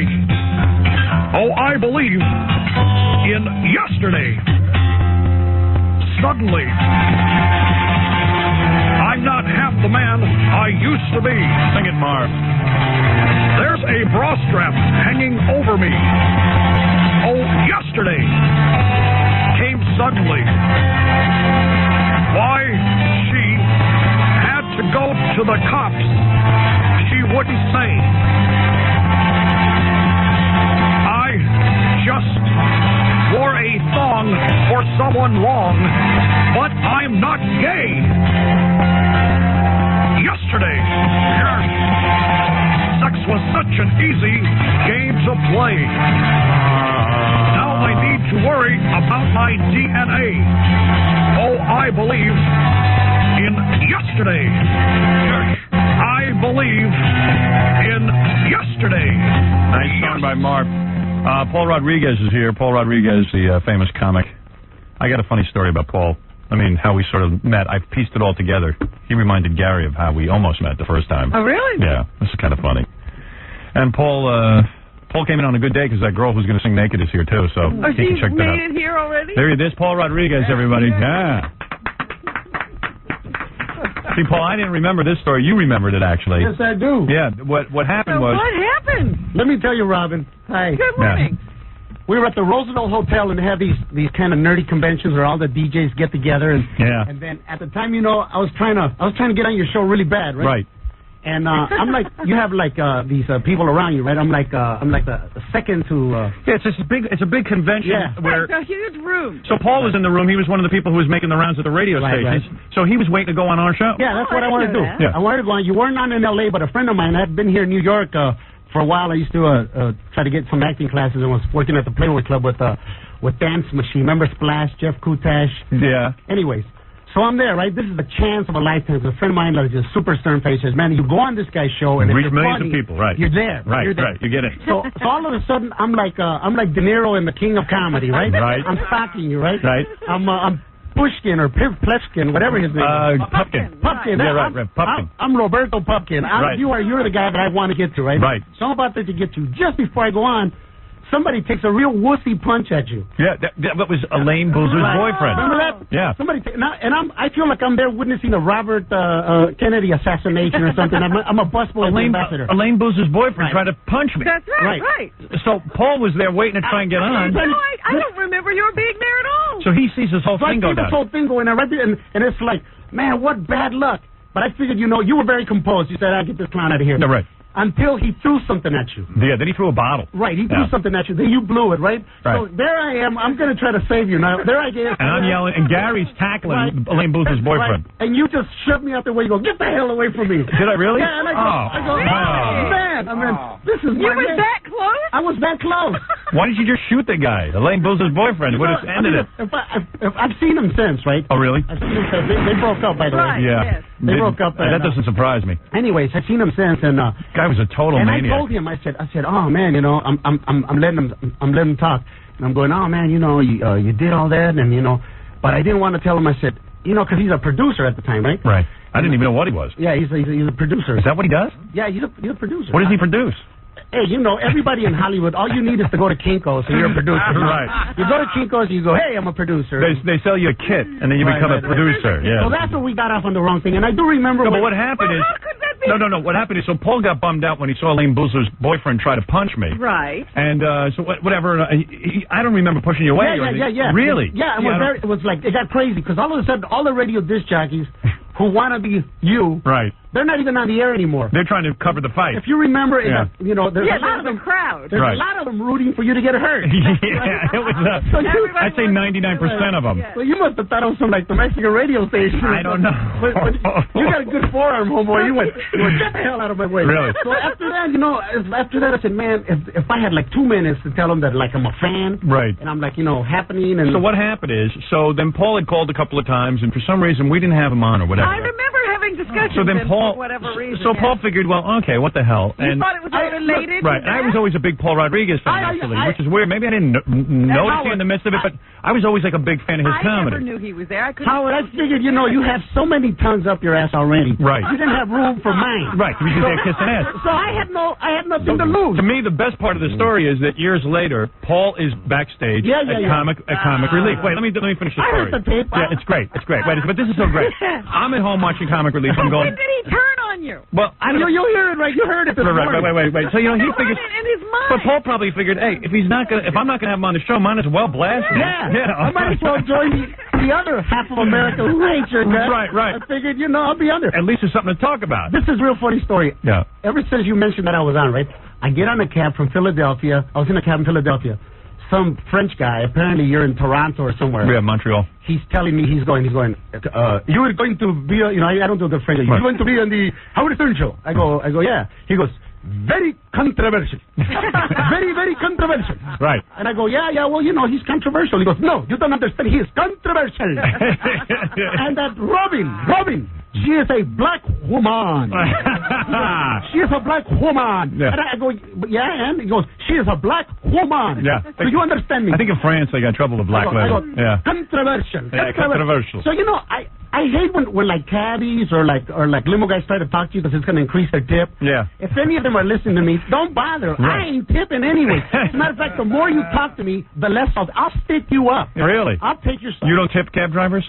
Well, only if they bother you. If they shut up and just drive, then you're happy. But I hate the ones who try to kiss up because somewhere they read that if they try to communicate or bond with you, and they always give you this sad story, especially if you're a quasi-celebrity like I am, they're always telling you what comic tips. And what comic doesn't tip? Right. That Richard Lewis, he doesn't tip. He doesn't tip. Billy Crystal, he tips. Right. So they're going to badmouth you. Right. So I figured, hey, you're going to talk.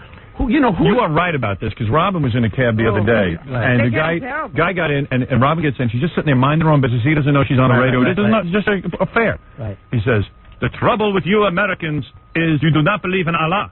Right. And Allah is the greatest God, and you are going to hell because you do not pray to Allah. So Robin says, "Shut the f up." She's like that. She's brave. I just sit there and go, "You know, you're right." She's a black woman. Right. So she goes, "Shut the f up." The guy. And he's like, "No, what?" He goes, "You see, you're upset because you do not believe in Allah." So, it's getting weird. And finally, Robin says, "Listen, you just better shut up because I don't want to hear this." He says, "All right, I'll talk to myself." Yeah, I'm not going to talk to you. I'm going to talk to myself. Allah is the greatest God. Yeah, and he says, "I'm not talking to you." So what'd you do? You jumped out. You jumped out of the cab, right? No, you have to get to where you're going. Oh, you did? Where are you going to get another cab? They just talk a lot of crap, but before I go any further, man, I want to get that straight to you that I figured I had two ways to get on the show. Right. Either hate me. Either I could upset you enough to go, I'll put this punk on. Right. Or you can, let me finish the story. So what happens is I'm watching Comic Relief that Saturday night, and I'm watching Whoopi and Robin Williams, and they're doing the same crap. They're not prepared. They're doing it. This is my opinion, man. I'm sure you have a different one. But I'm sitting there watching this thing going, this is not funny. They're supposed to be raising money for charity. I'm ready to tune out. Paul comes on, he kills. Does he did 10, 15 minutes. Yeah. Totally, solid, man. Really killing. I'm laughing my ass off. And I said, I make a note on my computer. I said, talk about Paul Rodriguez, how funny he is. I remember you coming in first thing in the morning. I got to talk about how great this guy is. Really funny. So Monday I get on the air and I'm like, man, Paul Rodriguez is funny, man. The guy just kicks ass. He's funny. And then Stuttering John had interviewed me on that. Right. And then I don't know, backstage at Comic Relief, someone yells out Howard Stern, and Paul's like, Howard Stern sucks, man. He's a jerk. Whatever you said. Slime. I use the word slime. Let me play. Here's what you said. I'm not backing down. Slime?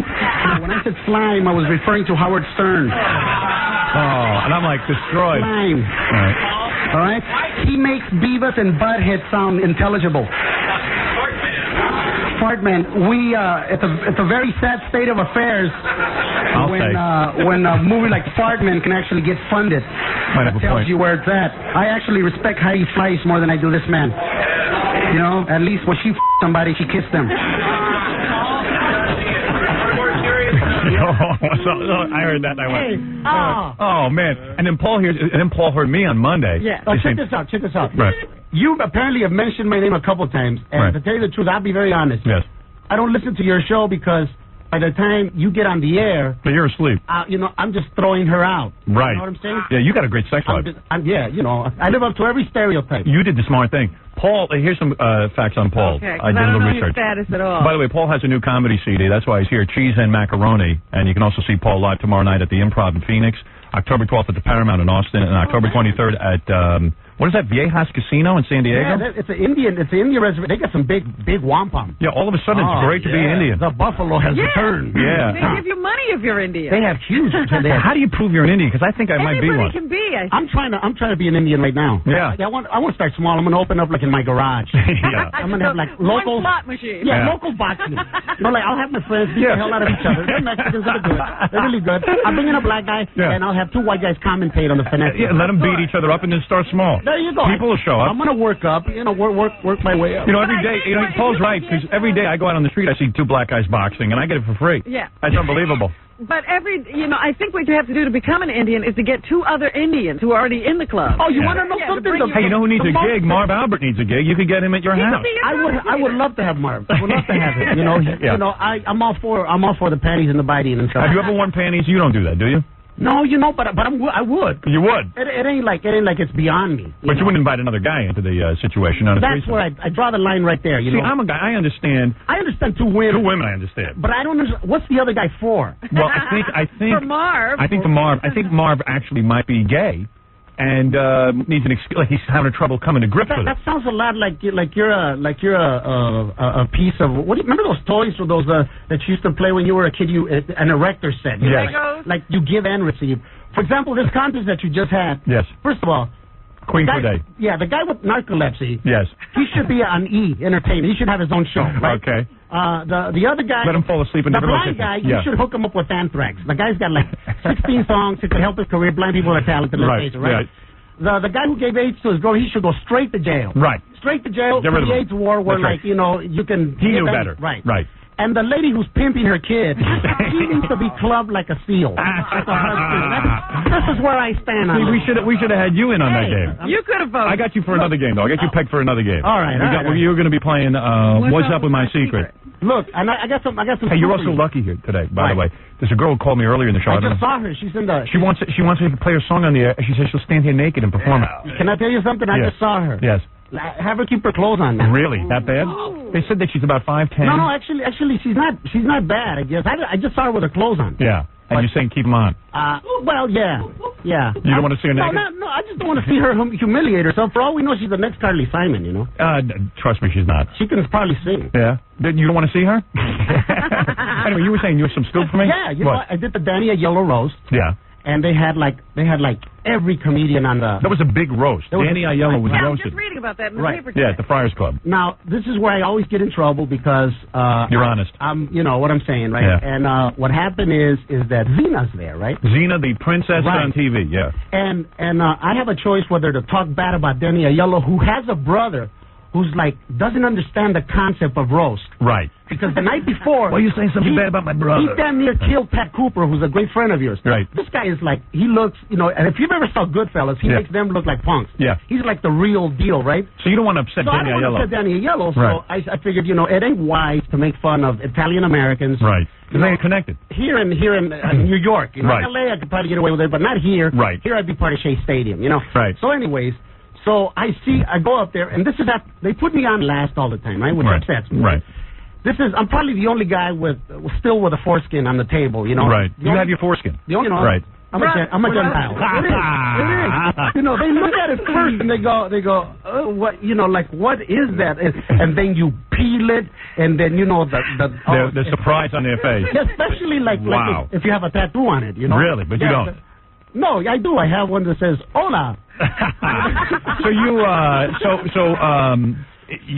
were saying you're on the roast. I'm on the roast. By the way, I had Zena on the show. She was very, very dull, very boring. Right. She wouldn't say anything. Life of the party. Lucy Lawless. Go ahead. Lucy Lawless. Right. And I'm looking at her. I'm sitting next to Donald Trump. Not every day a Latino can go through somebody's pockets like that. Right? That's right. So I'm sitting next to him. And I got really nothing. You know, after every joke or reference to the mob, or so many punks, so few plungers. After every joke, right? I've got nothing left, so I figured I'll roast the roasters. Right. You'll go that up way there. I could live and endear myself to them. Right. Barbara Walters has been up there, her and Joy Behar saying, "No, you're the greatest. No, I'm the greatest. No, you're the greatest." No, right. It's a lot of kiss fest. Right. Right. That's not the idea of a roast. It's not. Right. It's not. Go ahead. I should explain that to Danny Aiello's brother. Look, right. It's a roast. Right. You're supposed to make fun of people. Yeah, that's it, in a loving way.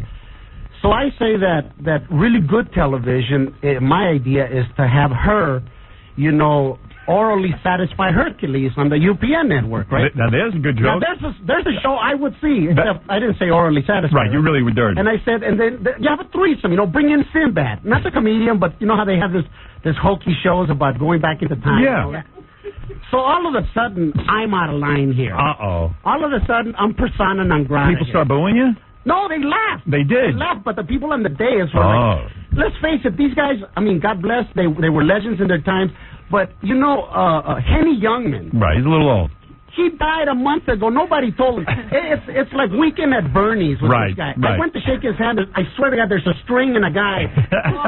Working him. Abe Pagoda's there. Right. And he's old. the youngest one on the dais. Right. So you were trying to add a little life. Why would they invite me, Howard? There's no blacks on the dais. Right. Oh, there is. There's Michael Spinks, but he's not talking. Right. Because he can. Right. And then, so I'm representing all the people of color there. Did Lucy Lawless get mad at you? Did she come over and say something to you that you made fun of her about all these satisfying Hercules? Her handlers. You know how stars are. Her handlers, which are like, basically, how can I say this? Effeminate. Right. What are they going to do to me? Right. I'm really from the barrio. Right. You could actually beat up somebody. I'll fight. I'll kill you. I'll fight. If the comedy doesn't work, I'll fight. You would beat them up right on stage. I would have beat them up. How about that for a roast? Paul Rodriguez just beats up people on the dais. But see, Howard, Yeah. Howard, the thing is, they always do that to me. They did that to me at the Rodney Dangerfield roast, right? They didn't give me a chance. They didn't give me my 5 minutes. I'm not asking for anything else. I'm saying, give me my 5 minutes. You gave Bob Saget 5 minutes. You gave Sandra Bernhardt 5 minutes. You gave Louis Anderson 5 minutes. What? I don't qualify. And they wouldn't give you 5 minutes? They wouldn't. You're kidding me. If it wasn't for Rocco Arbizo, bless his soul, the Italian dude who's really, he's like the best. He did Richard Pryor. He does all the best.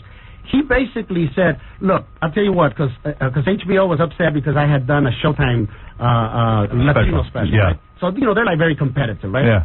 So they said, well, put Rodriguez on at the end. And Rodney's a great guy. We've been friends forever. You think it was political? Right. So what is... Oh, yeah, the Rodney roast. Yeah. You were the only one on there who even roasted anybody. What they did to me, Howard, they always do that to me. They put me at the end, and Rocco tells me the reason they did that is because if I suck, they can just cut me out. Oh, man. Let me tell you something. I talked about the Rodney Dangerfield Right, I roast. remember that, too. Everybody got up and kissed Rodney's ass. Paul's the only one who got up and started roasting Rodney and saying some really bad crap about him, which was funny. That's what a roast is. I know. What am I going to go up there and go, Rodney, you're the greatest? It was a big kiss-ass session. I remember Rodney when the late, great Sam Kennison used to do your show. So you were friends with Sam, right? Very, very well. Right. Sam, Rodney, and I, and several other comics who now are, anti this and anti that now. Very politically used to have some really outrageous, stern-like parties above the comedy. I'm talking about Caligula was a punk. Right. Right. It was something so... They were snorting good times. Exactly. Right. So I know that Rodney here, basically, I complimented because I'm sitting between... Now, how often... Paul got up on the dais and said to Rodney, you started doing coke jokes. Check this out. Yeah, but it was unbelievable. No, check this out. Rodney was pissed. I got Steve Allen on one side who's 75. Right, who says nothing. And then I got Rodney who's 75. Right. Steve is like... No, he never inhaled, never been around nothing. He's falling apart. Right. Right? Yeah. Rodney has done everything, and this guy is like still virile and strong. He's got a 31-year-old babe. Right? What are you saying? That maybe So I'm saying is maybe Nancy Reagan's wrong here. Maybe we need to rethink our policy. Maybe Rodney's kept alive by this. Maybe, hey. It's a preservative. Who do you want to be when you're 75? Huh? You want to be Rodney or Steve Allen? I want to be Rodney. That's what I'm saying. That's it. Yeah, absolutely. I'm telling you, it was one of the funniest things I ever saw. So anyway, Paul Rodriguez is here.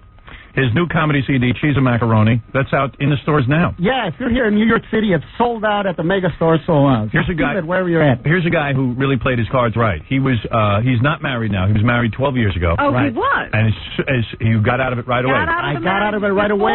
How long were you married? I wasn't. It was my high school sweetheart. Right. We had a child. I have a little boy who's listening right now. Right. Who's like a big fan. He's like into hard rock, Anthrax, and all that. Right. And I just got out of it. I figured, look. You smelled success and you bailed. Yeah. Right. What did he do while he was married? Well, I was actually going to the comedy store, He was trying to make it as a comic. Trying to make it, at the time. At the time, I was a doorman at Westwood. Let's tell you, but in a way, you did the right thing because you knew that if you got famous, you were going to be cheating. You were going to have sex with other women. There's no way to avoid it. Why? Who would want to get famous if they not have those perks? I hear you. Damn, I hear you. What I don't understand about you is you. Let me tell you something, man. I saw your movie, right? This is not kissing up. I saw your movie, and I could identify with you. You know the way your father treated you? Yes. I was really, really painful because my father died about a year ago, and I never got him to admit that maybe I had taken the right fork in the road. You're kidding me, even after all your success. This is after buying a ranch land, buying my home. I mean, I love my dad dear. You made a lot of money in this business. And the problem is that he was never able to turn around and to say, maybe I was wrong. Maybe you did good. So when I saw that, man, see, another thing I had a bone to pick with you is I always figured you were like this rich Jewish kid whose father owned a radio station who got in. I didn't know. One of the most touching moments was when you stuck up for her. Yes. If that's anything close to the truth. It's not true. It's not true at all. When you were out there selling houses, were you out there like being a looky-loo and all that? She was selling her apartment. I was trying to get rid of my apartment because I was leaving. When I saw that is the quality I admire most. Loyalty, man. Above everything else. Thank you. Let me ask you something. We are a loyal group. We are. Even to Fred and Jackie. And Jackie. And it was very difficult. But let me ask you, before your father died, did you ever get to kick him in the balls? Never? Oh, no. I'm sorry to hear that. I could. He was hard like yours was. I heard you play one time a thing where your father tells you to shut up and all that, right? He yells at me quite a bit. My father... there he is. I remember one time being at this quinceañera, which is kind of like a Latino bar mitzvah, right? Right. It's for girls, that you're a virgin at 15. Yes. And I'm out there, I must have been 13 or 14, and I'm out there trying to do jokes. Right. And I've actually got the people laughing, right? Right. And he did that. He just literally went up there, took the microphone, told me to shut up. Being stupid. It was humiliating. Yes. Because, It's emasculating. yeah. Yes. He might as well have just, cut my huevos right off. Right.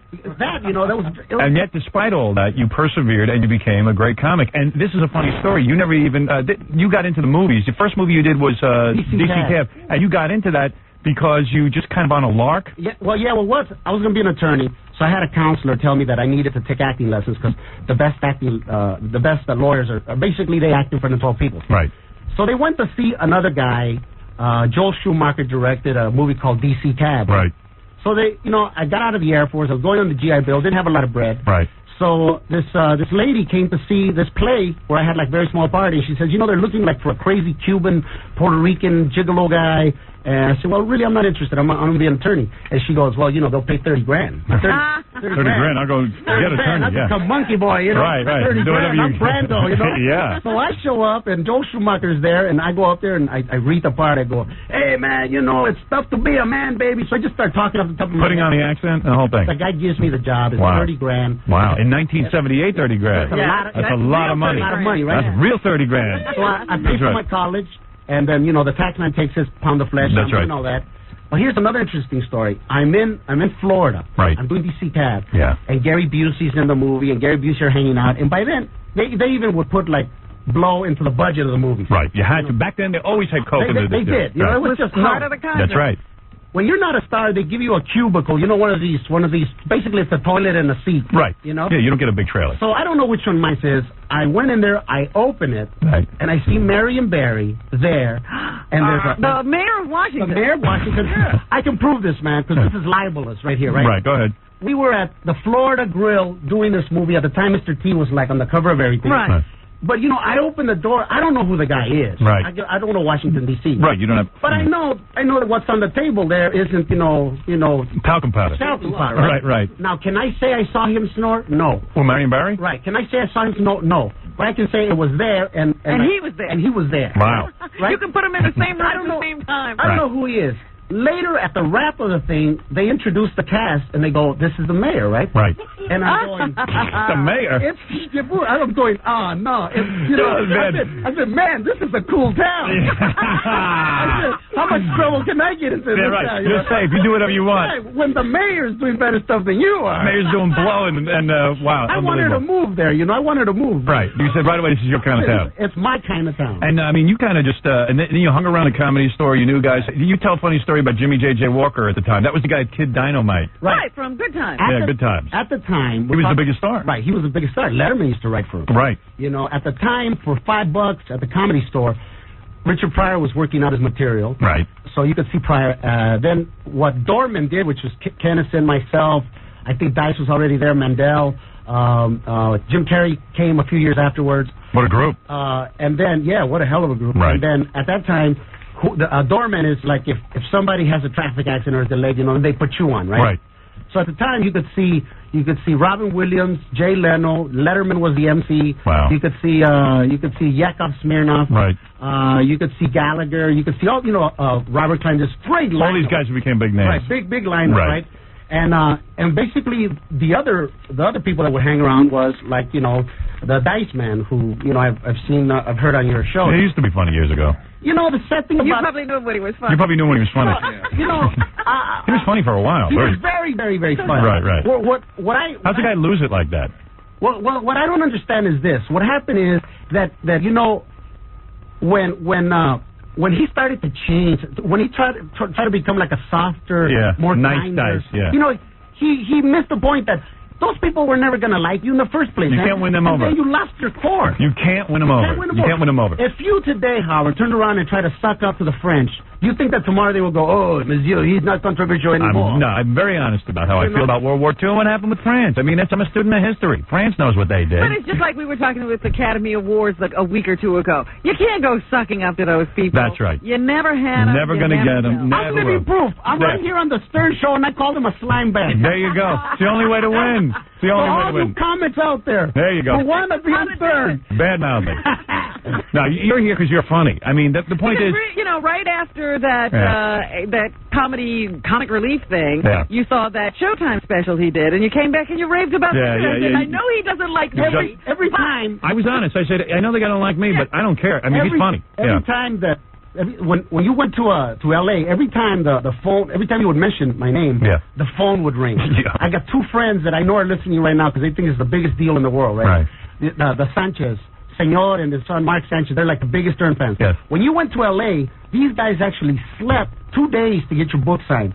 And these are great friends of mine. You should stop being friends with these guys. And I said, you know, who are you hanging out with? You better. I said, I wouldn't wait for Jesus. I wouldn't wait for Jesus with a crucifix for anybody, much less 2 days, right? And let me tell you, one of them, Mark Sanchez, for example, he's Academy Award nominated makeup artist on Selena, and he did he's a smart guy. He's a great guy, and he's like a big Stern fan, right? And he would always tell me, man, don't dog him, man. The guy likes you, man. I said, I've tried to get on a show. I've already dogged him. He's not going to have me go. To the contrary, man. His mind works the opposite. That's what he thinks. He don't like people that will suck up to him. So you're doing the right thing. You're going to wind up on the show. Yeah, and you are on the show. Help me out with this next bit. This woman has been trying to get on, Paul. You're here. And then I want you to play this game. All right. Because I have an idea here that you'll like this. First of all, a woman called me earlier in the morning. Her name is, I don't even know her name, to be honest. We never got her name, I don't think. She's a Macaroni. She's a Macaroni, the new CD. She wants to be famous. She says, listen, I would like to perform my song naked. Well, her brother called her brother called for her, You know, Howard, this young lady's probably listening to me in the I'm not dogging her physical appearance. Right. I'm just saying that, you know. Do you think that's humiliating? Yeah, if she can sing, why take her clothes off? I think you take your clothes off. Listen to me. Are you a man? Ixnay. Hey. You're going to talk her out of taking her clothes. No, I'm up for it. Yeah. I mean, you know. What the hell am I thinking? No, this is a very attractive woman. I mean, listen, you're not Lonnie Anderson. Not Lonnie. She's not attractive anymore either. I'm telling you, you're not. She's not attractive. You're not Pamela Anderson. Let me understand something. You're 5'10".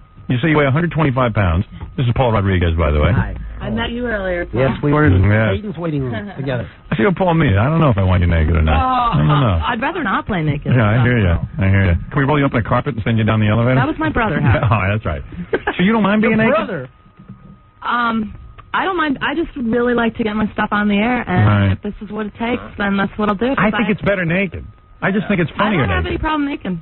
I'd really like you to play a song from I'll tell you, I'll dance around naked. I know her music is, Paul, I know what you're thinking. You know, women's lib and you. No, I'm not trying to be soft. I'm just as big a pig as you are, man. Right, okay. Maybe bigger. Yeah, probably. You've done tons of women. Let me tell you something. I actually go to therapy to get in touch with my inner pig. Right. No, you to get in touch with my inner piglet. Aren't you the man who said that, listen, man, I realized early on, any guy with money, you don't have to be good looking. Exactly. You can get women. All I'm saying is right now, I'm not looking to get married. I'm just looking to find a woman that I hate and buy her a house. Yeah. Because that's ultimately what happens. That's much easier. So I don't think it'll be any good if you keep your clothes on and sing. So at least if you're naked, it could be kind of fun. Well, let's make it fun. Let's make her sing. And if the singing is not all that well, it'll be we start taking it off. Hey, hold it. Yeah, go ahead. I like that. If you make her sing, and it's not any good, why should she take her clothes off? Well, here's the deal. This is show business. But I'm not talented, so that means she's making. All right, I tell you what. Why don't you start the song with some clothes on? Right. All right. And we'll stop you if it's not going well. How about you play my CD and I'll take my clothes off while you play a song on my CD? Okay, just stand over there and get your guitar, whatever it is you do. Forget your CD. Forget your goddamn about your CD. I want to see you naked anyway. I don't care. It has the drummer from Fish, the bass player from Prince. Who cares? Get up there. Get up there. Get up there and let's. Here's a woman trying to make it. Hey, let me tell you something. This isn't Dick Clark. You know, this is Howard Stern. And then, Paul, you're going to be on a panel with two other people, and you're going to be playing What's Up With My Secret. There's a guy who has a secret. You got to guess what it is, like the old game show. Blindfolded. All right. All right. Now, this is some kind of trick. No trick. This is some kind of sexual harassment. No. This girl looks kind of normal. I am normal. Yeah. I'm taking up you're clothes. not. Is it normal? All right, start this song, and then I'll give me 10 seconds of this song. Did she move to New York for her music? Oh, I hope not. Oh, that's what hurts. Her whole life is probably to become the next, I don't know. Joan Baez. And unfortunately, we being the pigs we are, we demand nudity. Nudity. She didn't have to come in No, here. she likes to be nude. She really believed in her music. Come on, Robert, you're the feminist here. I'm telling you, if she believed in her music, she wouldn't be here. All right. Let me hear like 10 seconds of your song. All right. And then we'll decide whether you should be naked. Okay. All right. I don't mind being naked. All right, well, that's good, because you're probably going to be naked. Oh, Howard. All right, here we go. You know, Tracy Chapman played nude in here to get her started. Is that right? That is correct. That is Jewel got started here. Jewel I is just accomplished. noticed that Fiona didn't have to take off a thing. Well, you don't need to. Got a label deal. Once we were lovers and... All right, hold it. Stop 1 second. Stop for a second. Stop for a second. I want the shoes off now. No, I say she gets naked. I say she gets naked. Come on, Paul. Don't hang me up. What am I not gonna? You already cut me up, and I didn't even nothing The came song out of my will be, mouth. trust me, the song will be better if you're naked. Yeah, All right, we're strip gonna down. appreciate the Please strip melody. down. Please strip down right now. This is absurd. I'm not going to sit and listen to this unless you're naked.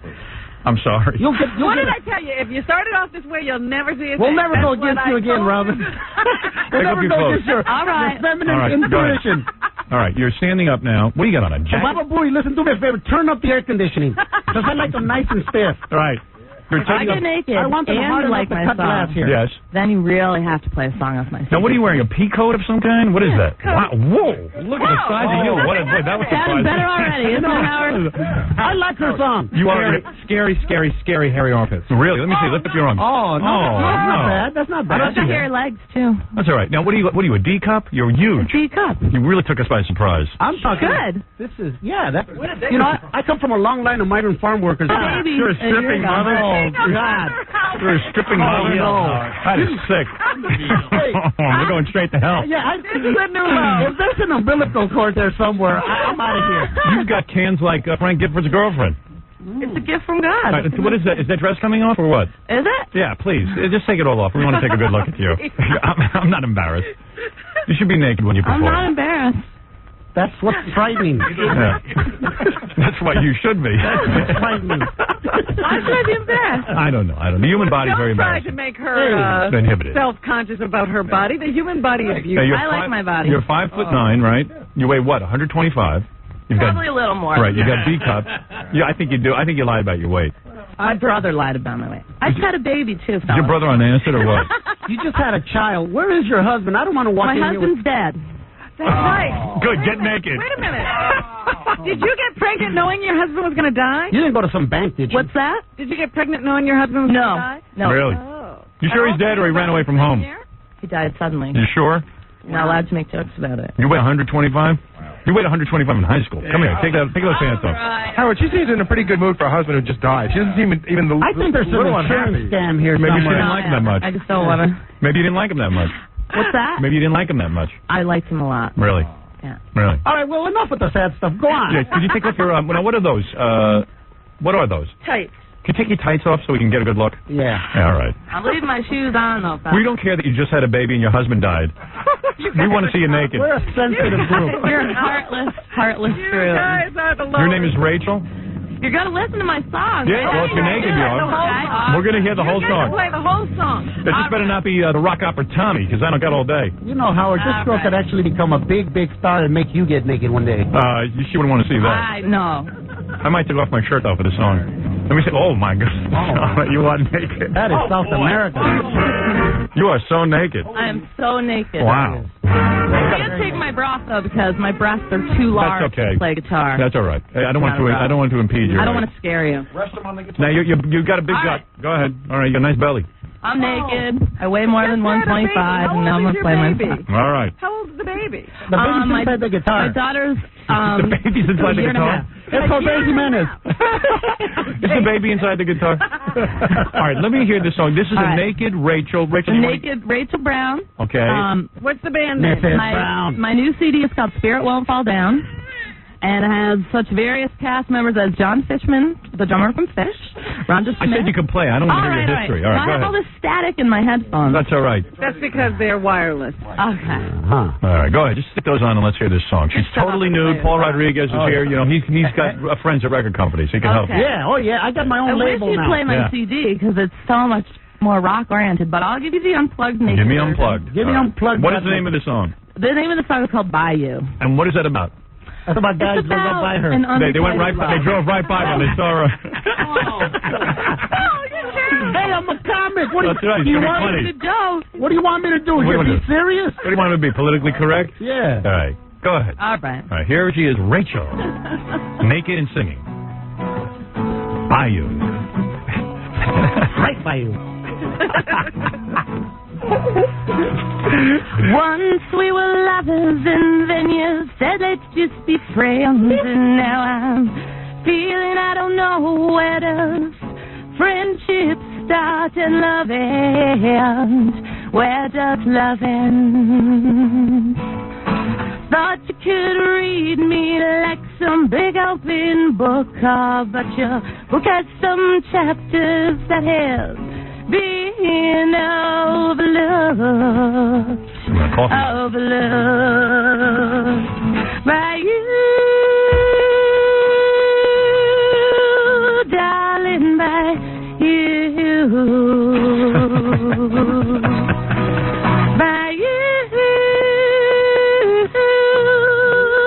darling, by you. I used to drink that. Look at the hair on your leg. Do you remember the garden before the sin? Do you remember how it felt to be in? Brought to you by Mayor. Why don't you shave your legs? Deep within. Anybody have a razor? Deep within. Thought you could erase her from your big open book, but your book has some chapters that have been overlooked, overlooked by you, darling, by you. Should have thrown the guitar in the hole with her husband. By you. You are cold. She's singing her heart out. Darling, by you.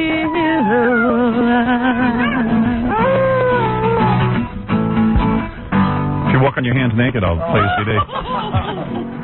By you. Bad news, it was written by you.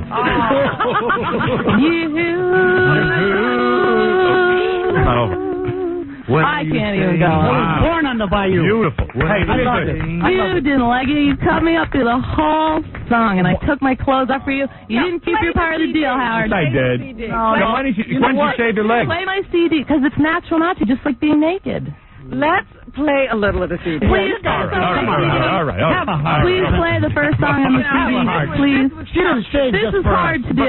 But Paul, I'm nervous. You are nervous? Yeah, Jesus Christ. What the hell are you so nervous This about? means everything to her. Really? It does? My husband just died. Give me a break. Come on, buddy, please. He's the lucky one. Hey, you sure you're a little right, bit of first it. song. Let's give her a little chance. She sounds a lot like Celeste. Does she? On the phone. Oh, yeah? It could be the same one. The one who brings the kid around. Yeah. All right, let's hear this. All right. Did they bury your husband with earplugs? Oh. I'm just kidding. He must have believed in you. Man. Yes. Actually, it's not bad. It's awesome. It's very nice. Hey, does anybody have any milk? Oh, Rachel. Right? Oh, this is nice. What do you think of that, Paul? It's all right. Yeah. I can listen to this. Better than most of that stuff they play on MTV, right? This is nice. I like this. Thank you.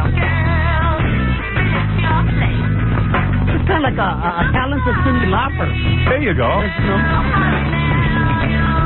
I think Paul's trying to get in her pants. She is dead. Hard, I don't have any on. He checked out the goods. This is not bad. I kind of like it. I'll tell you what I'm going to do for Make you. her famous, Howard. I'll tell you what I'm going to do, Paul. You got a point there. I'm going to play your first song here at the end of the show today, so people can hear the entire thing. All right? There. Make her Howard's got a heart. That's right. I'm magnanimous. Listen, Paul, do me a favor. Yeah. Let me take a break here. Cool. You sit here. We got a game show concept I think you're going to love. It's you and two other guys. Someone's going to come in here. They got a secret. You got to guess what the secret is. Okay? I want to try this out.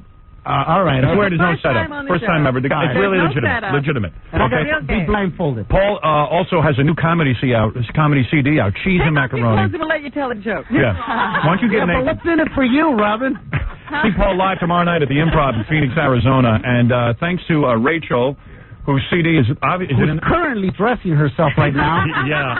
Hey, do one of those Sharon Stone things for us. Yeah, spread your legs. Oh, now, come on. I kept my end of the deal, you guys.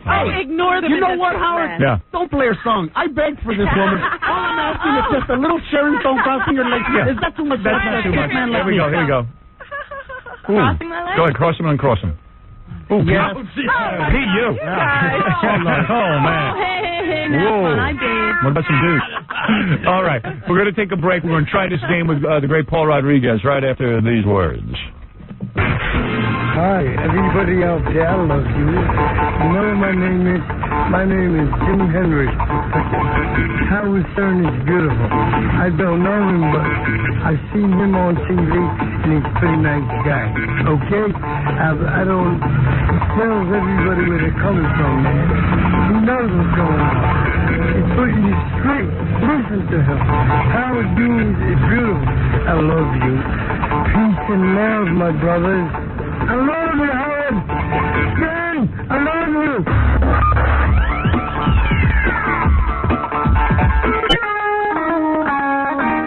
I'm a big fan of Heineken beer. I love it. I'm not a big beer drinker, I'll be honest with you. I don't drink a lot of beer.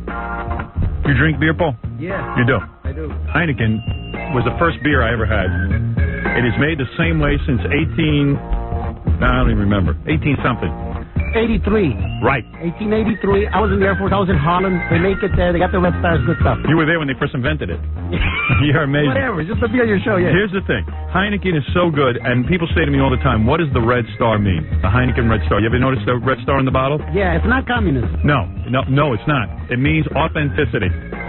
Hey, maybe it means communism. What? No. You know the Red Star in the Heineken bottle? It means authenticity. Because what used to be, the old brewmasters would put a Red Star on their sign outside their shop, and that would indicate to the people that the beer was ready. It's the same thing in India. The fine girls have like a red star in the middle of their eyes. Right. It just proves quality. That's the same tradition. Those are the girls who will put out. Whenever you see a red dot on an Indian woman's head, you know, she's good. You're in luck. She's your Slurpee babe. Heineken.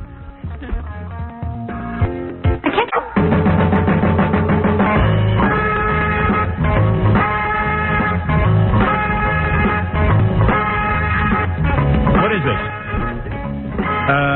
Metrex? Metrex is great. You guys into a bodybuilding? Lonnie, I know you're not into bodybuilding.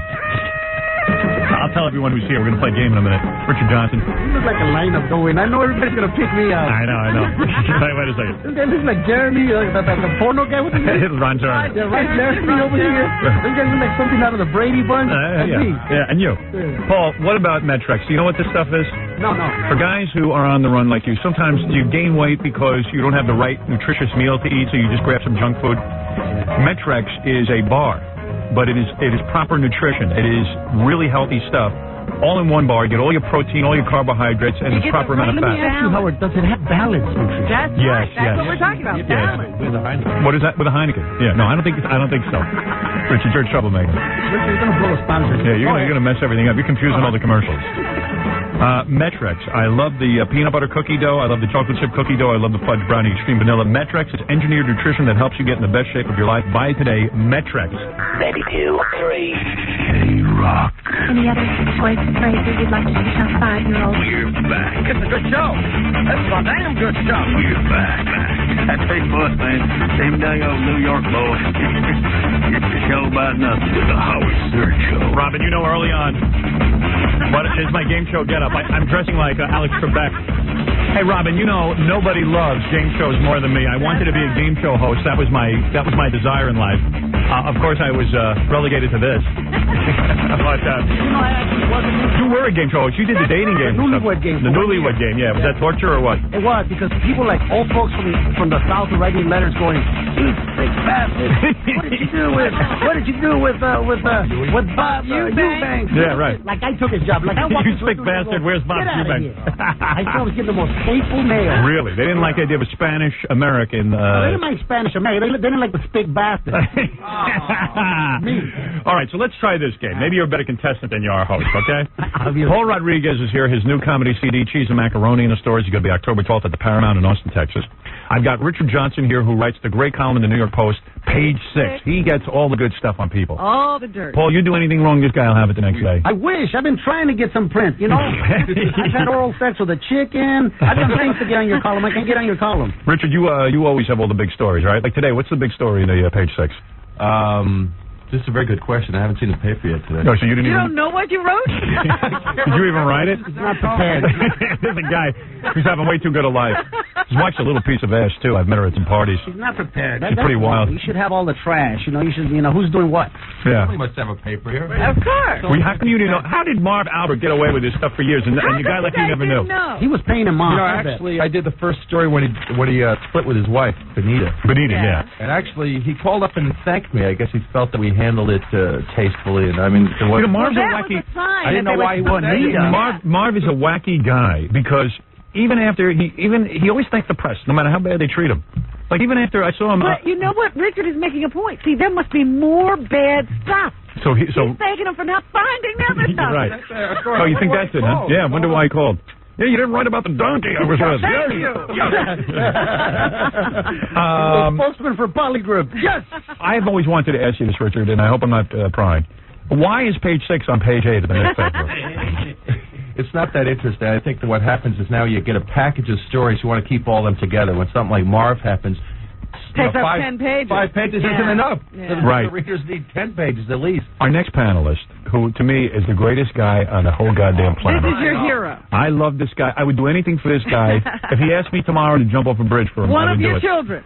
Lonnie, who runs Scores, is here, Robin. I am so honored. Lonnie Hanover, who opens up the doors to Scores to me.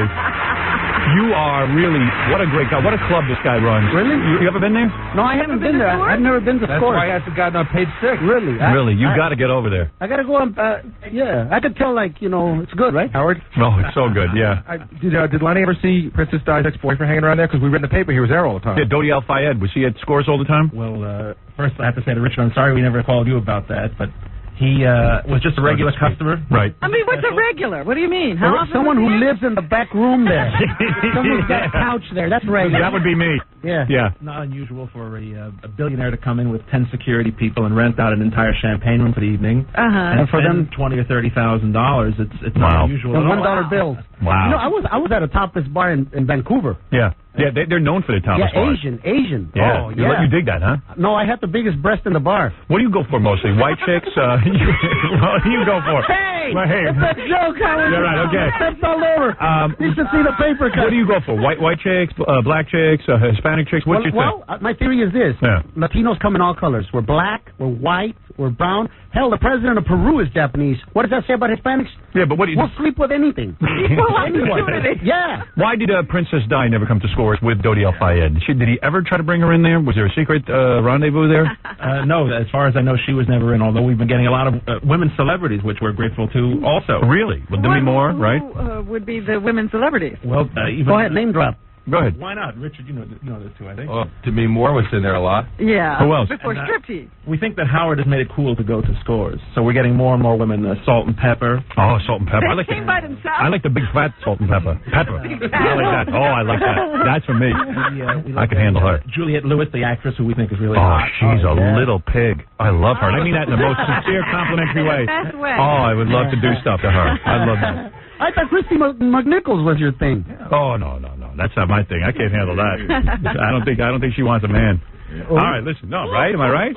She's not into I don't know. I read in the Inquirer. She never said. Oh, she never said? No, I disagree because I remember flying to Canada, to Quebec for the Ice Festival years ago with Christy, Judd Nelson. Oh, really? What's her name? Suddenly Susan, what's her name? Brooke Shields. Brooke Shields. Was she put out Brooke Shields? Hold it. Yeah. I got a great story. And then the girl that was in the Superman thing. Lois Lane? Clark Kent?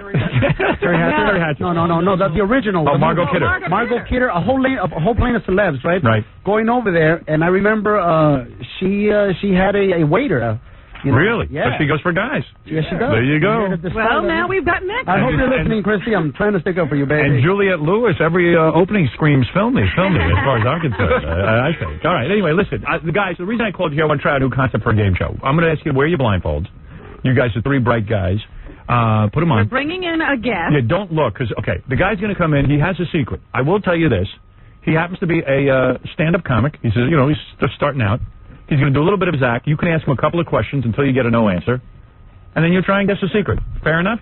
Fair enough. All right, good. Okay. All right. This is called What's Up with My Secret. And here he comes.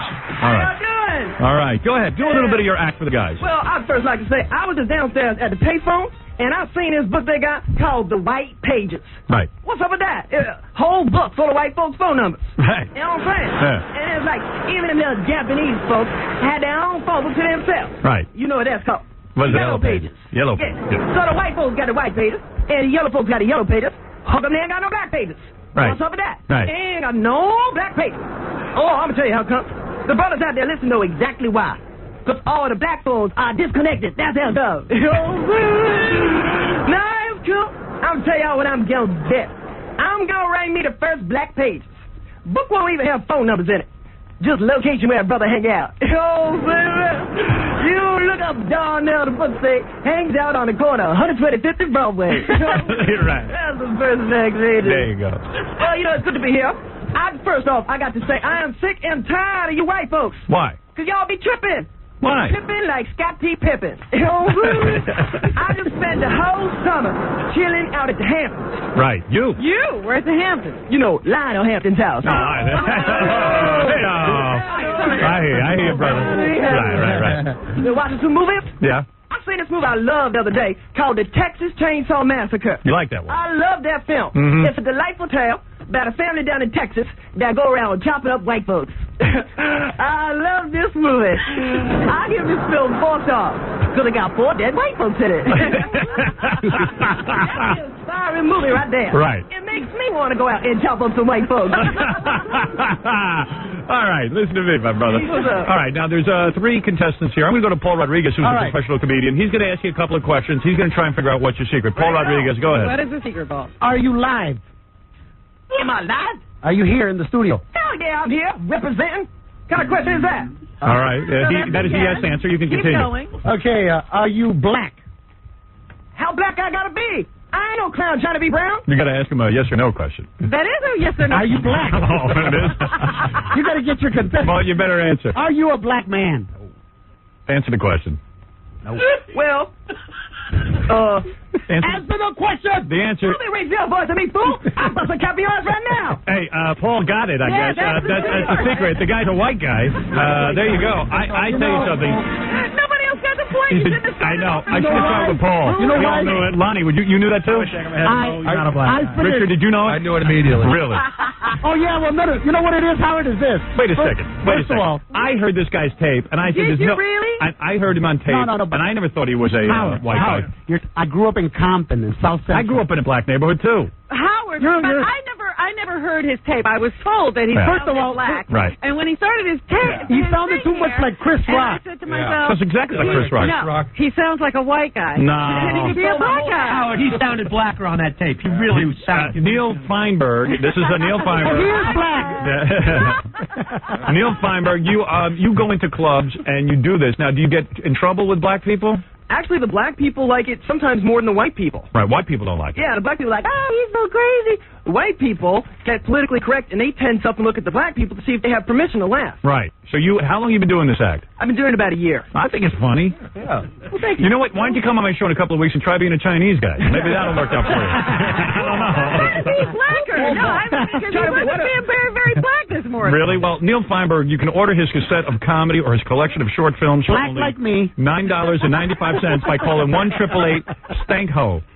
That's right, 1-888-STANKHO, or by sending a check or money order. How did he get that number? We were trying to get that number. I know. The P.O. Box 121H, Scarsdale, New York, 10583. Now, does it have the regular spelling of Stanko? Yeah, STANKHO. That's the correct one. And do you date mostly black chicks? Yes. You do. Primarily. Are you what they call a wigger, a white guy who likes to be? He's a De Niro type. No, basically, Black Ethiopian. Right. Should explain why I do this. I'm not one of these white guys who really wants to be black. Right. This is really a satire on the militant, anti-white, anti-Semitic black comics that I was surrounded by at the Comedy Store, which you were talking about earlier. Right. You know, the Eddie Griffins, the Paul Moonies. People really hate Jews and white people. You feel they hate Jews and white people? That ain't fair. No, I don't think But they're not here to defend themselves. I can defend myself. I never heard Paul Mooney do anti-Semitic stuff. Me neither. Paul said just a week ago, that I think you got Louis Farrakhan confused with Paul Mooney. Yeah, right. It's very possible. I think you got Jesse Jackson confused now. Remember his You look like Angela Davis. Yeah. Now, you wear this big afro wig when you're on stage? I do this to satire these comics who just hate white people and get on stage, and just attack Whitey and the Jews. Now, is it going to be exciting? I mean, is this the kind of thing that you think your career's going to take off from this? No, it's just something I want to do for a little while to make my point. I see. And have you been booked on any other TV shows or radio programs? No. Why don't you do my spot on Conan tonight? You want to bring him out? I'll get. You know what? They told me to do 5 minutes on Conan. I don't really want to do stand-up, right? Right. So what I'm going to do is I'm going to bring him on as the Black Paul Rodriguez. Yeah. You guys ought to work out something. I'm going to tell Conan, Conan, I'm so above and beyond just doing stand-up that now I have like a stand-in to do stand-up for me. Yeah. I just do couch now. You're telling me you're telling me on Conan tonight he's demanding you do stand-up? Yeah, they want me to do stand-up. Well, you should be sitting and paneling and doing the couch. Well, you're past that. What can I tell you? Really? You got to prove yourself. Really? Yeah, I'm a little shocked. Conan had to prove himself. I got to go out there and do stand-up. Conan can't I get didn't want to do stand-up, but they said, we really want you to do stand-up. So you know what I'm going to do? I'm going to listen to Conan's opening jokes. And do the same one? And I'm going to do the same one. I love that. I'm going to do it funny. That's good. I like that. Conan, if you're listening right now, you don't have to kiss up. No. I'm going to do that. I bet you I'm going to die a dog's death, but I'm going to have the courage to go up there and do his same joke. Are you really doing that? I think that's terrific. Hey, if I do that, will you plug my album again? I'll plug it 20 times if you do that. I'll pay for tonight. We'll replay. I will do that. I'm going to go up there and do exactly the same jokes, and the joke will be that the audience is going to think like... I think that's brilliant. I'm going to do that. Paul Rodriguez, thank you for coming in. His new comedy CD, Cheese and Macaroni, in the store. See Paul live October 23rd at Viejas Casino in San Diego. He'll also be tomorrow night at the Improv in Phoenix, Arizona. He'll be on Conan tonight doing Conan's jokes. All right, I will. That's right. And Moon the Band tonight, will you? I'll promote you for a week. I was planning that anyway. Please. Richard Johnson, page 6, kicks ass, man. It's definitely one of the great gossip. Give me some print. Yeah, talk about Paul. Give him a break, all right? Talk about how you tortured that poor girl Rachel today. I was wondering while I was listening to that. I know. Howard, when you were a kid, did you used to pull the wings off flies? No, I was very gentle with flies. He saves all of his viciousness for humans. People is who I hate. That's it. By the way, turn to page 8 of the New York Post to find page 6. There you go. Lonnie Hanover from Scores, you are the god of all men. Well, Howard, I want you to know we're throwing another party for you. When? But Richard is not invited because he might write about what goes on. That's right. Can I get in? And Paul, you're only in town for a day, so you come by tonight right after you take. I'm coming back. When you come back, we'll take you over there. We'll have a really good party. Now let's thank Neil Feinberg. Do a little shtick there. I just seen this film the other day called G.I. Jane. Right. About some crack-ass white hoe want to join the Navy SEALs. Right. I say, Honkin, please. You know that's a fictitious-ass movie making right there. Right. Why don't y'all make a real movie about a black man want to join an all-white country club? You know what I'm saying? Yeah. Instead of G.I. Jane, you call it G.I. Don't think so. All right, there you go. Neil Feinberg. That works. You're damn right. 1-888-STANKHOLE. You call up there, P.O. Box 121H, Scarsdale, New York, 10583, and that's how you play What's Up With My Secret. Can I plug my live appearances? Go ahead, baby. But doing that voice. Well, you're really boring as a white guy.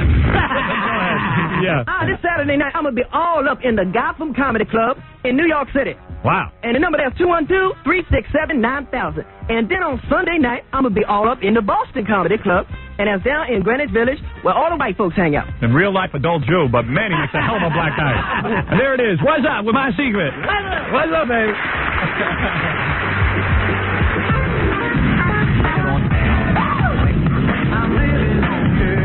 What I cannot prevent entering my home are the sounds that come in over this radio. 92.3. Hey, a lot of people are wondering why Heineken uses Red Star in their advertising. Actually, it's been on their bottle since they've been brewing their beer. It's a sign of authenticity. The best ingredients brewed in the same way in Holland since 1886. The Heineken family doesn't follow trends. They don't pretend to be something they're not. They just make the best beer they can, and they make it consistently great. Jackie's moaning over there. He loves it. He loves it. I love it. It's so good. Well, they must be doing something right because they're in more countries than any other beer in the world. Everybody recognizes the golden beer in the green bottle with a red star. You should try some yourself. It's the beer other imports wish they could be. Authentic and true to the original recipe, Heineken. It's all true. Heineken. You low-life scum are listening. Well, the doctor says I need minor brain surgery. You are listening to the Howard Stern Show. On the Howard Stern Radio Network. Hey, look, I'm back. What are you mad about, Liz? Real quick, because I got to do news. What's the matter? don't think that you should put down community colleges where you get the grounds to put them down. I mean, I go there and I'm not stupid and it's not. What was your grade point average in high school? Excuse me? What were your grades in high school? 3.7 GPA. And you went to a community college? Yeah, just because basically I can't afford to go to any other college. I don't know, man. There's too many colleges in this country. I guess so, but I mean, you know. That's my thought. I mean, there's just too many colleges, Robin. Something's got to give. There's one on every corner now. One on every corner. There's basically extension of high school. Yeah, unfortunately there is, but you know, I really can't afford to go any other place right now. But you couldn't, with the 3.7, you couldn't get a scholarship to some school? No, not really. I couldn't. No. I don't believe that. Well, it's true. I mean, you know. You believe that, Robin? No. There's something wrong there. What were your SATs? Be honest. It was 1100. What? Yeah. 1100. And you couldn't get a scholarship? No, actually, well, no, I didn't really try to get a scholarship. All right. I mean, I already. Who cares? You didn't look. Right. Lazy. Okay, second annual intern beauty pageant, part 2 tonight on the E! Show. It's great. Which young nubile intern will be crowned our lucky winner? The exciting results tonight on the great E! Show. Way too innovative for an ACE Award nomination. Charles Grodin show deserves it, I believe. I think he should win. So anyway, that was fun today. Paul Rodriguez, good. Dice, that's how you're a guest on a show. Listen to Paul Rodriguez. Comes in, has preparation, he's human, can ad-lib, he's into it. Good guest. Doesn't take himself so seriously. Yeah, there was a woman on the phone, I didn't see it. She claims Paul offered a waitress at the Miami Improv $1,000 to go to bed with him. Really? Darla, is that you? That's me. You say Paul Rodriguez? I wish he was still here because I would ask him this. I was hoping that you guys would pick up. I didn't. You know what? There's a computer in front of me, and sometimes I just get lost if someone's doing really good and they're fun. See it. Yeah.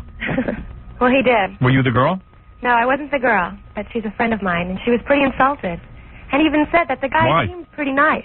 Why was she insulted? That's a nice offer. $1,000 bucks. Well, from how he sounded, you would think that he wouldn't have to offer a woman $1,000. But maybe you didn't want any hassle. You didn't want to date her and stuff. You just wanted to do her. He probably could. Probably he there with the money. I think probably he was passing out a few hints. She wasn't getting them, so he decided to get right to the point. He might have been in a rush. No, the guy went there after his shows. He sat there. He got drunk, started rambling on about all kinds of weird stuff, and maybe it was a joke. Well, it didn't seem like one. All right. Anyway, it was funny. I wish he was there to have been able to have backed it up. That would have been great. I'm sure. He talks about getting laid all the time. He's pretty honest. He would have talked about it. Probably pays a lot and gets laid. Yeah. You know what? I'd give a girl $1,000 just to do me. Why not? She was really hot. No hassles. I've never paid anyone, but you seem like a nice guy. Hey, I'll give you $20 to rub my feet. He's an admitted pig. He's not pulling any punches. He Right. said he's a pig. But wouldn't you agree? I mean, if someone who talks about getting laid all the time, I mean, why would he even have to offer anybody any money? He's not here to defend himself. I know. Okay, I'm sorry. That's my fault. I should have looked at the computer, but we were in the middle of something, so. That's okay. All right. Are you hot? I'm very hot. Yeah, you sound it. I have a cold, though. Oh, that's all right. My voice is distorted. It's coming through. Okay. Although I thought that girl with the guitar was going to be good looking. She sure fooled me. She told me she was 5'10", 125 She pounds. came with advanced advertising. Her Right. brother told you she was hot. Yeah. I can't believe you can get people to come into your station and do the things that they do. I bet you I could get you to do it. I bet you couldn't. You'd be surprised what I could get you to do. Probably. All right. Thank you. Anyway. I'm sorry we didn't get to that. Keep your name on file. Next time Paul comes in, we'll talk. All right. Okay. That girl's at 125 pounds. Each of her breasts weighed 125 pounds. She was not a bad-looking girl. Right. Hey, let's do some news, Robin. Everyone's waiting to hear what the events are of the day. Well, I got some shocking news right here. Fred did some jokes? No. Not that would... We'd have to close up and go home if that happened. Fred, could you make more noise over there? I do want that. Yeah, please. I mean... And now He just wants you to know he's here. All right. with the news. A member of the opening act for tonight's Rolling Stones concert in Winnipeg has been arrested by Canadian customs officials. For what? The 29-year-old member of the Blue Traveler rock band was arrested at the Winnipeg International Airport after a search uncovered a small amount of cocaine. Big Johnny? I don't know. John Popper? He was released a short time later after promising to appear in court. Police have not released the musician's name. Well, John's 29. The Stones rolled into Winnipeg last night for their premier Canadian concert. The tour promoter... I thought John just did food. I didn't know he did coke. Says Canadian... But he said he was going to be dieting. Oh, well, then that's a diet aid. Oh, not John. I don't know, Howard. Can Steinbrenner get him off? Does he have any involvement in this? Oh, that's the other guy, Anthrax. Wow. No kidding. Gary, try and hunt John down. Quickly. Tell him we need the first exclusive on this. They wouldn't give a name, so we're up in the air as to exactly which member of the band it was. Gary, call John's office and see if we can't somehow hook up to his people. Maybe he can give us a statement. That'd be great. It sounds like it's John because John's 29, but that doesn't mean it is John. No, they didn't say a big 29-year-old. But they do say something interesting. They say they gave him one phone call, and he called Chicken Delight. So it must be John. There's a clue. Yeah. Oh, man, I hope it's not John. I would hope not, too, because, I mean, he's got enough trouble. Yeah. Oh, that's terrible. He doesn't need to have that problem as well, do you think? Can they bust you for that? Just a little bit of coke? Yeah, when you're crossing a border, they do that. Wow. So we'll have to wait and see exactly which member of the group it was. He ought to throw himself on the mercy of the court if they can support the wage. He's not throwing anything anywhere, I don't think. He's too fat and crippled for jail. Well, they did release him, so. Well, if it is him, that would explain his rambling speech at the MTV Awards. Because he's a pretty bright guy, and you know, you say to yourself too. In all seriousness, people go, "Gee, how could somebody go to the airport with a little bit of coke?" I mean, they know that they're going to be going through customs, but I'll tell you how it happens. Yes, please enlighten us. Like if the guys have a little bit of pot, like guys who smoke pot, guys who do coke, guys who do stuff, guys who even carry guns. What happens is like it's so part of your life that like you know you don't have to bring your bag of coke and your bag of pot, but like you could have a little bit of coke in your pocket or something. You know what I mean? Like you don't even remember because it goes in different. Like you forgot that little packet right there. And then when the guy busts you, you go, "That's like nothing." See what I got at home. You can see what I got in my house. Yeah, if I was really carrying a lot bigger package. Like guys with guns at the airport, they don't go there trying to, like famous actors, like I don't know who got caught recently with a gun. What's his name? The guy who looks like Fred. Oh yeah, Kristen Slater. Yeah. What happens is if you're into carrying a gun, sometimes you forget you have it. You know what I mean? You got it on you. You carry it every day. And then all of a sudden you're like, oh, yeah, well, you go into the airport, you forget you even have it on you. Then you shouldn't have a gun. If you're that spaced out. You obviously don't need it. Yeah. You don't remember you have it. Yeah. So anyway, that's that. Well, what are you going to do? Right. I don't know which member of Blues Travelers it was, but one of them has been arrested and detained at the border in Canada. All right, we'll try and get that info. Possession. They say that this court case and the loss of employment that is affecting Marv Albert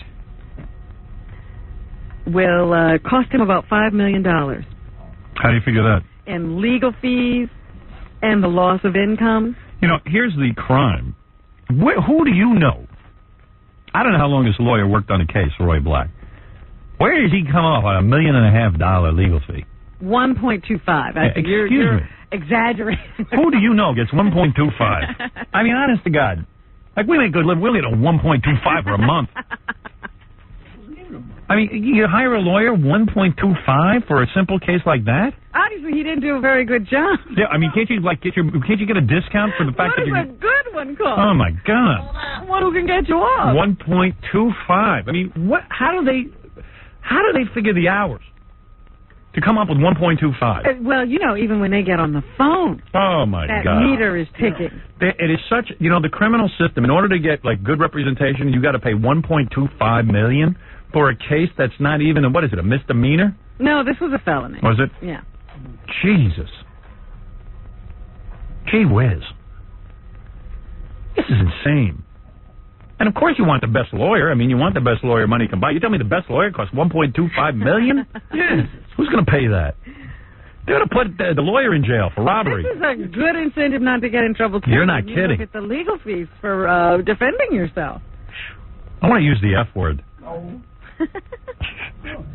So they say that Albert was believed to make close to $3 million a year in combined sportscasting salaries from NBC and Madison Square Garden. He also had advertising deals with Hanes. That's a good one for him. Hanes. Oh, that's weird. Hanes makes pantyhose. Get out of here.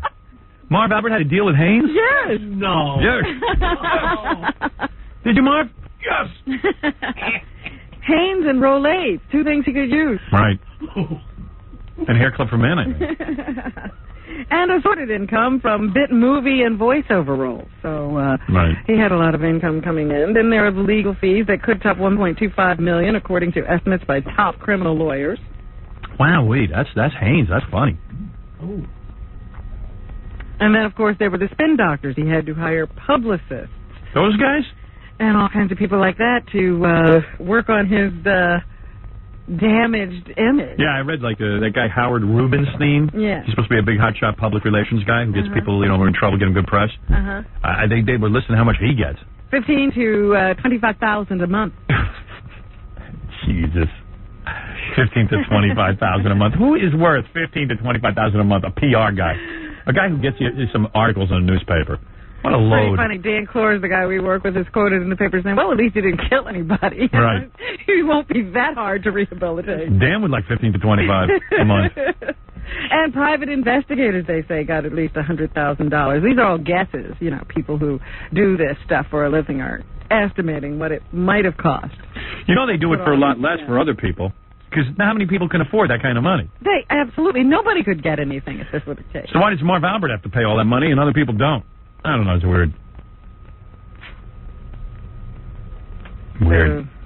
Marv it's costing him a lot of money. Well, there you go. That's the bottom line here. They also say that Marv went to Syracuse University. I don't think he graduated. I thought he went to community college. No, he went to Syracuse University. And his picture hangs in their Hall of Fame. Syracuse has a real good communications department. Yes, they do. Supposedly, that's what I've heard. I know Dick Clark went there. And well, there's an endorsement. Didn't he host Bandstand? Did you imagine going to college to host Bandstand? Jesus. He did a lot with that education. But they say that the school has no intention right now of taking Marv's picture down from the Hall of Fame. But they're going to erect a statue in the girls' locker room. Hang your panties on it. Hang your panties on a statue. So far, Marv is still in the Hall of Fame. Badine says he knows nothing about whether Albert's departure from Syracuse University, he didn't graduate, had to do with a term paper he may have borrowed from his Sigma Alpha Mu fraternity. Marv was in a fraternity? Yeah. Had to be the nerd fraternity.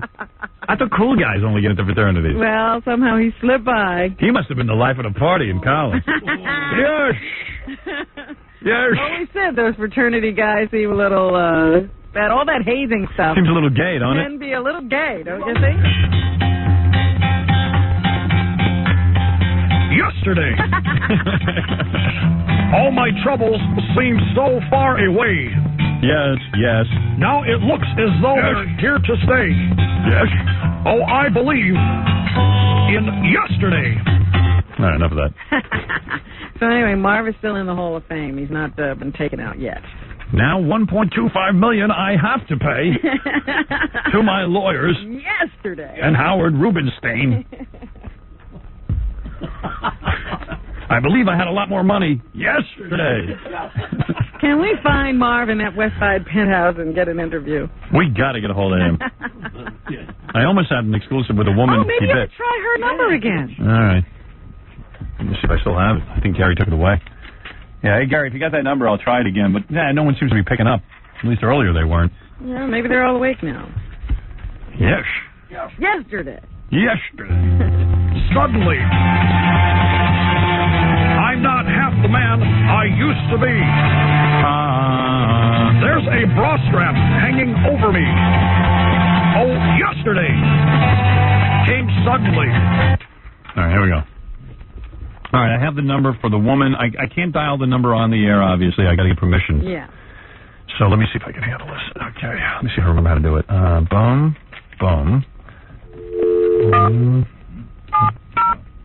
Okay.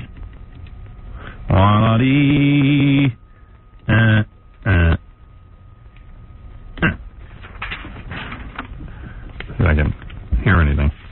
I'll tell you how many rings. What's her name again? Vanessa Perhatch. Vanessa. One ring, Robin. You never know. She might come on here. 2 rings, Robin. All right. That is 3 rings. This ain't looking good, but I'll go to 7 or 8 rings. 4 rings. I'll go to goddamn 10 rings. What do you think of that? 5 rings. That would be 6 rings. Trying to call Vanessa Perhatch. 7 rings. She is the woman who was bitten by Marv Albert. We can rap to her.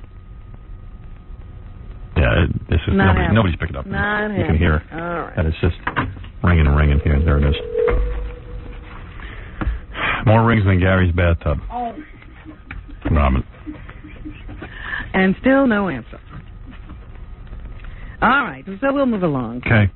A freshman pledge who slipped into a coma after a drinking binge at the Massachusetts Institute of Technology fraternity house has died. 18-year-old Scott Kruger had been in a coma for 3 days after being found on Saturday with his heart stopped. His parents said his blood alcohol level was 5 times the legal driving limit. Wow. That's incredible. That's drinking. Henri Paul wasn't that drunk. Yeah. The Boston Herald reports that Kruger died last night after being removed from life support. The newspaper also says the case has been turned over to the Boston homicide detective. Oh, Jackie. Earlier, MIT said it would launch a campus-wide alcohol education campaign for talented students. It also promised to review the school's alcohol policy and consider banning alcohol campus-wide. The university says it's also thinking of shutting down the fraternity Phi Gamma Delta. If they cremate him, he'll burn for 2 weeks. But, come on. Don't people know that drinking can kill you? Well, I was in college, and we used to play this game where each guy would get, 3 guys, each guy would get a card. Yeah. And whoever got the low card had to take a shot. Right. I did that. We went through like a whole bottle. I know my tolerance for alcohol is very low, and I remember passing out. It can happen to anybody. You say it can happen to anybody. Yeah. But that's ridiculous. Okay. Alcohol is a dangerous drug. Oh, come on. And if you're going to sit around and act like you're drinking Kool-Aid, you're going to die. Well, yeah, but, they're kids. They're kids. They're off having a good time. Please. Right, Jackie? That must happen to you. Oh, college kids. College kids. Social drinks. Social cocktails. No, this is not social drinking. This is drinking to pollute yourself. Yeah. Waste. That's what you do in college. What college did you go to? I went to the college where I used to drag the stupid girls home from the party because they couldn't walk anymore and they were about to have a train run on. So you were as much fun then as you are now. That's right. Right. That's like it. What else is in the news, Robin? More prospective jurors for the second Oklahoma City bombing trial will be questioned today as jury selection in the trial of Terry Nichols enters its second day. Very It really is true. I was a real spoil sport in college.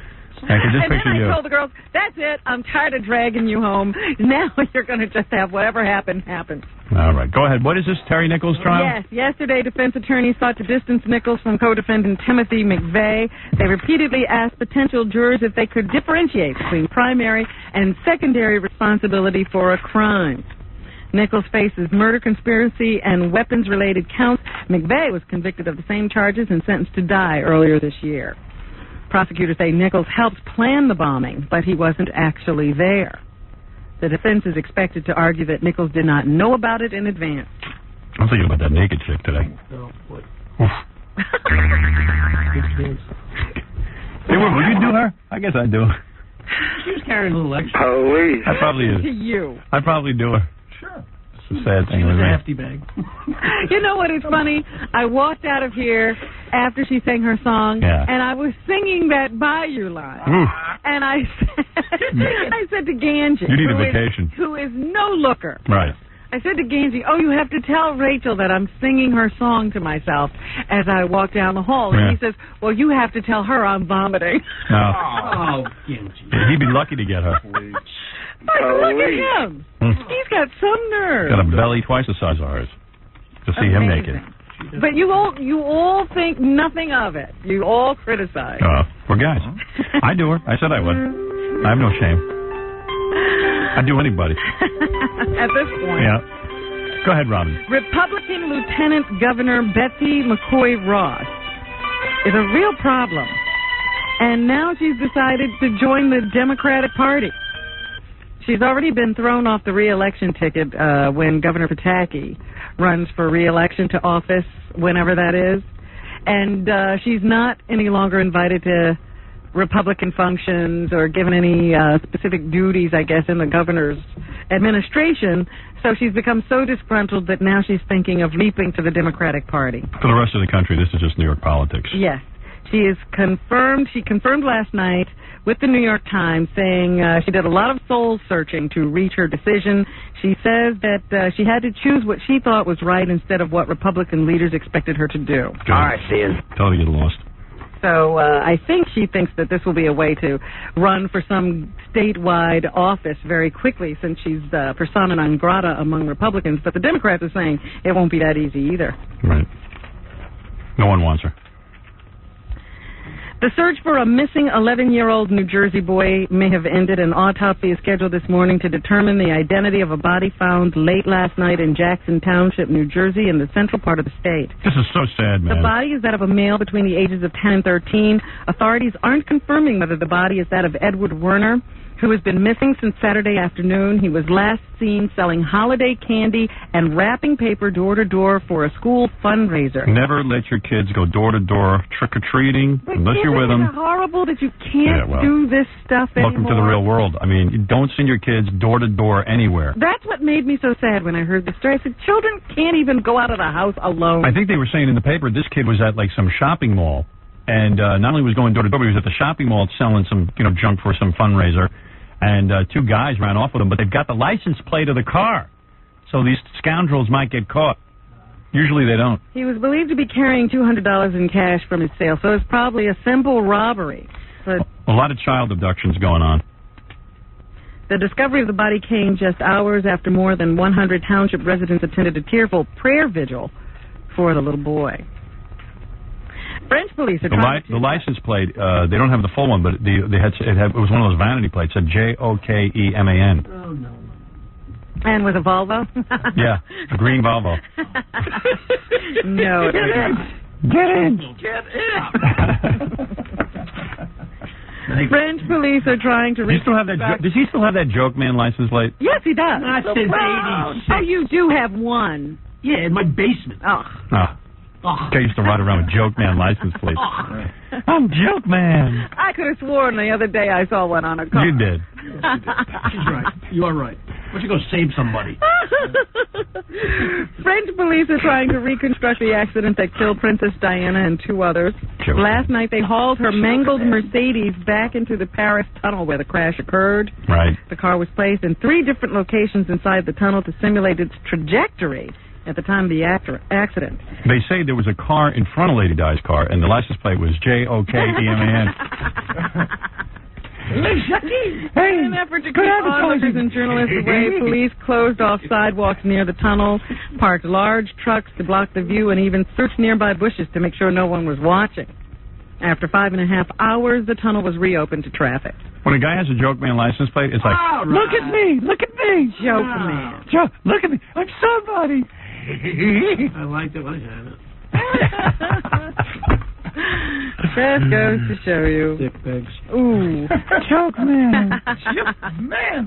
Nice people say it, they talk to me. The battle over O.J. Simpson's grand piano will be continued in court today. Whose grand piano? O.J. Simpson's. Remember give that to the Browns. Trying to get everything that he owns that's of my any mother's value. Yeah. They picked up this piano, and then... Why'd they pick it up and drop it on him? There you go. I think they had to give it back because they claim it belongs to his mother. But it was in my house.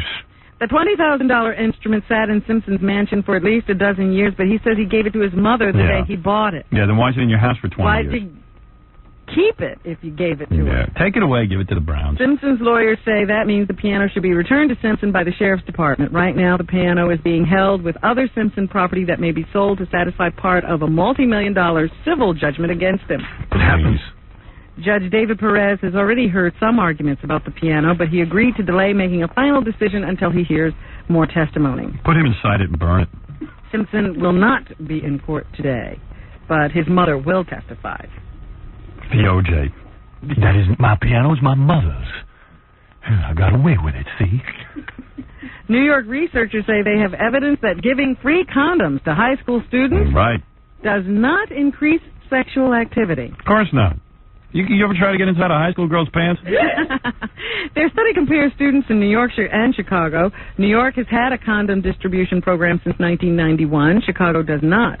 They found the same number of students in both cities say they're sexually active. But New York teens are 5% more likely to use condoms while having sex. They got to hand out crowbars, not condoms. You know what was funny? You couldn't get laid in high school at your own high school. You had to go to another high school where they didn't know you so well and get laid there. What the hell you guys talking in the locker room about? No, it wasn't about that. It was just that in my own school, it wasn't cool. I go over to Baldwin, then I could get laid. You think the girls in your school weren't doing anybody? Oh, they were doing guys from Baldwin. It was an exchange program. One researcher says it's a modest effect, but she says the difference shows making condoms available does not harm or does no harm and might do some good. What age do you think is the appropriate age for girls to start having sex? 37. Oh, stop it. Tell I'm the talking about truth. my girls. No, tell the truth. Appropriate age? 21. For a girl? Then why were you trying at 16? Well, I'm a guy. I had a girl, she started when she was 14. So, you know, I've had What is the appropriate age? For if I'm going to tell my daughters, 21. What is the appropriate I'm being serious. Tell me what you tell somebody else. Oh. 13. What do you say? I'd say about 18 or so. What do you think?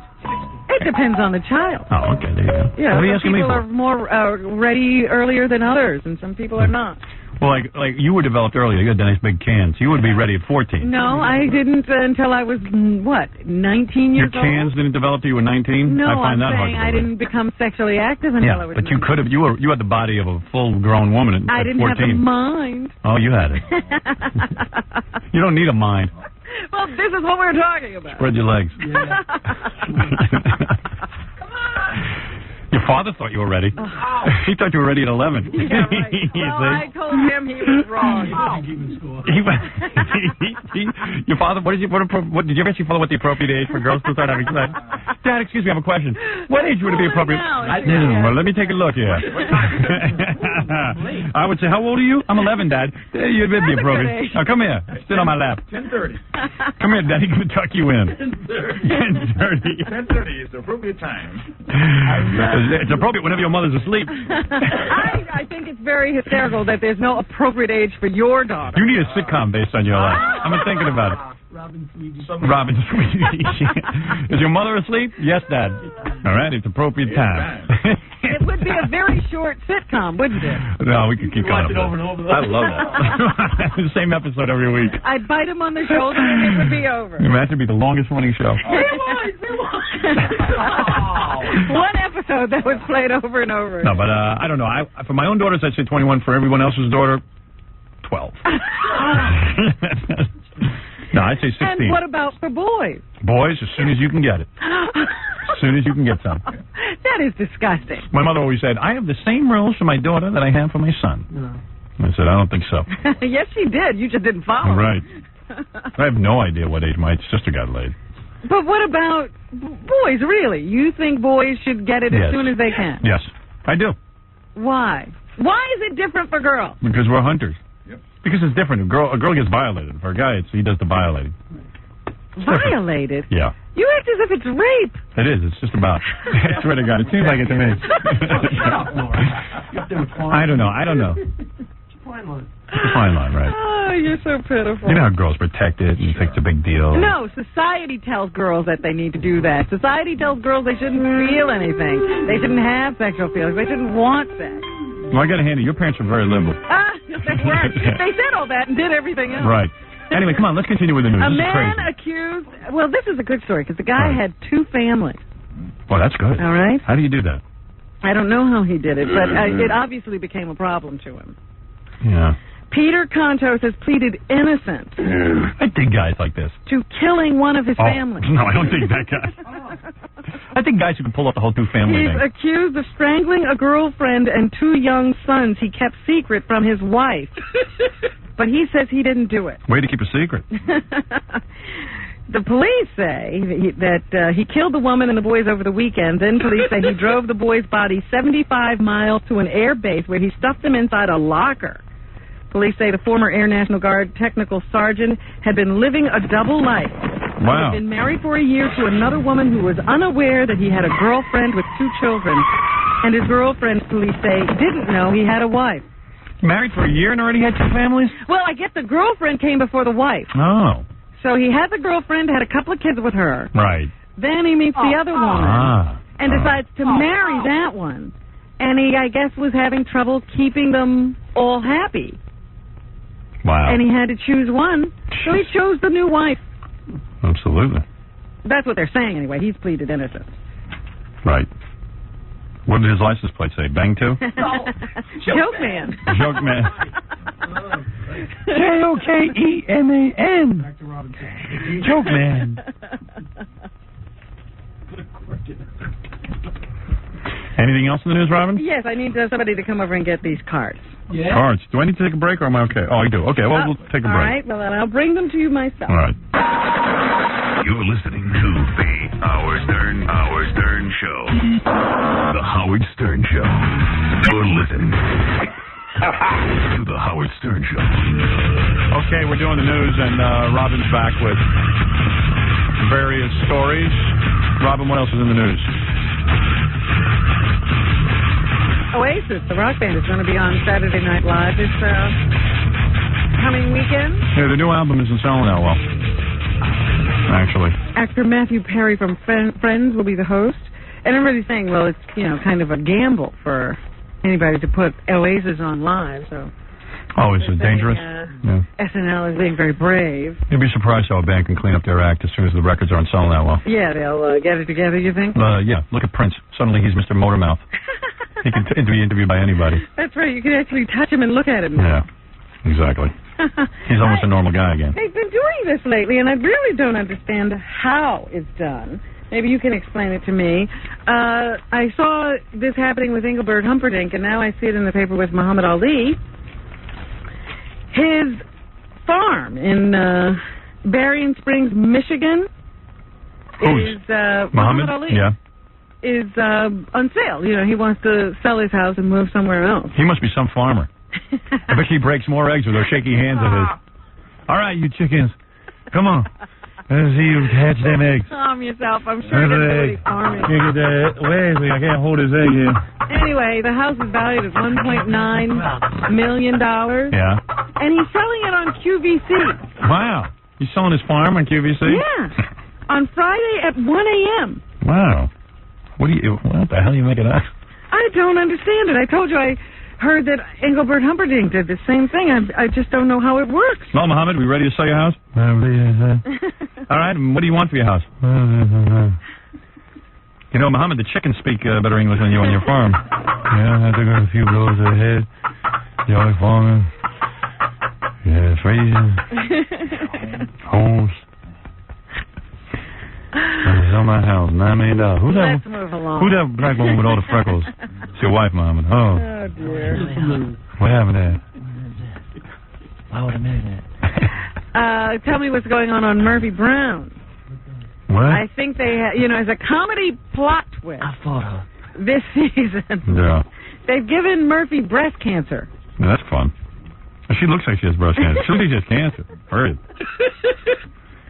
So now they're going to breast cancer. That's something fun. Have the pot smoking episode.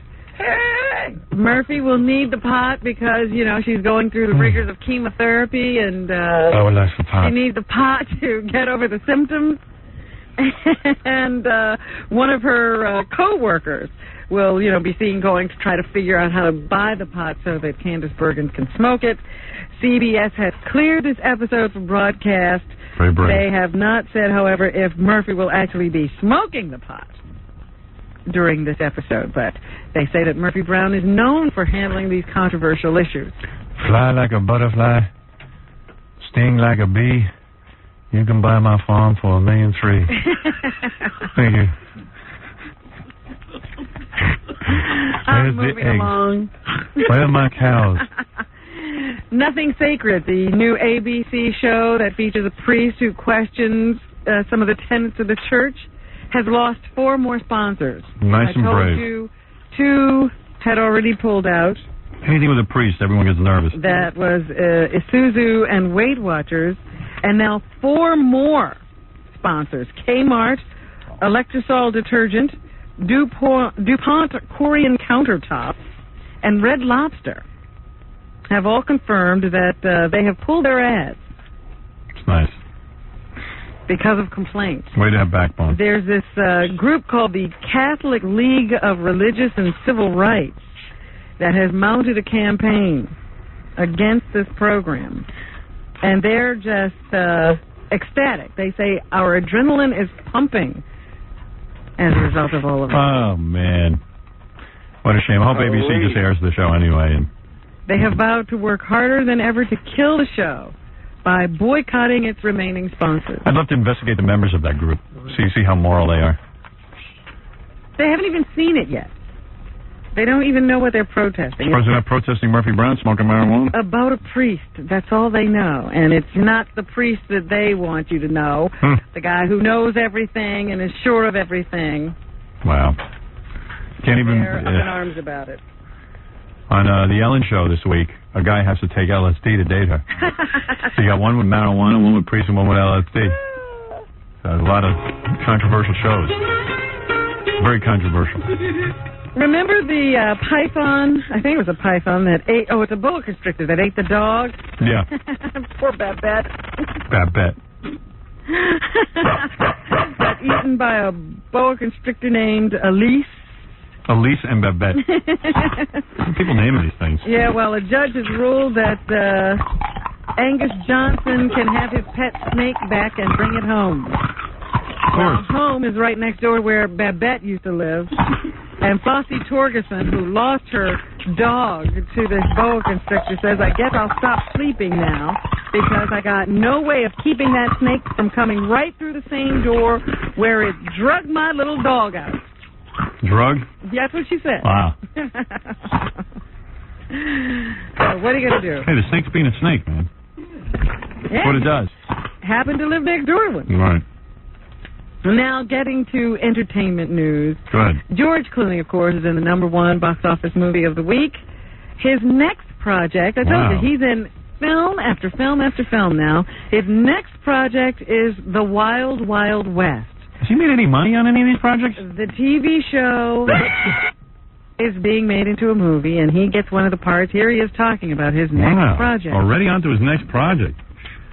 I'm amazed. I thought you had to actually make some money before you could get in another movie. I loved all the gimmicks, the gadgets and stuff. I was a big fan, and this script is really fun and just like the last 7. A bit of a departure since there are some obvious differences between Robert Conrad and Will Smith.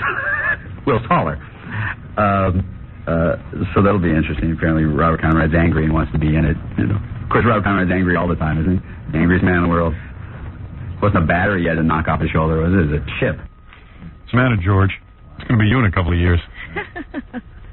Maybe Robert Conrad's angry because he'd like to be in a few movies. Yeah, wouldn't everybody? Yeah. You're making a movie out of something that you made incredibly successful and you still can't get work? Right. He's a dickweed. Just laugh at him. All right.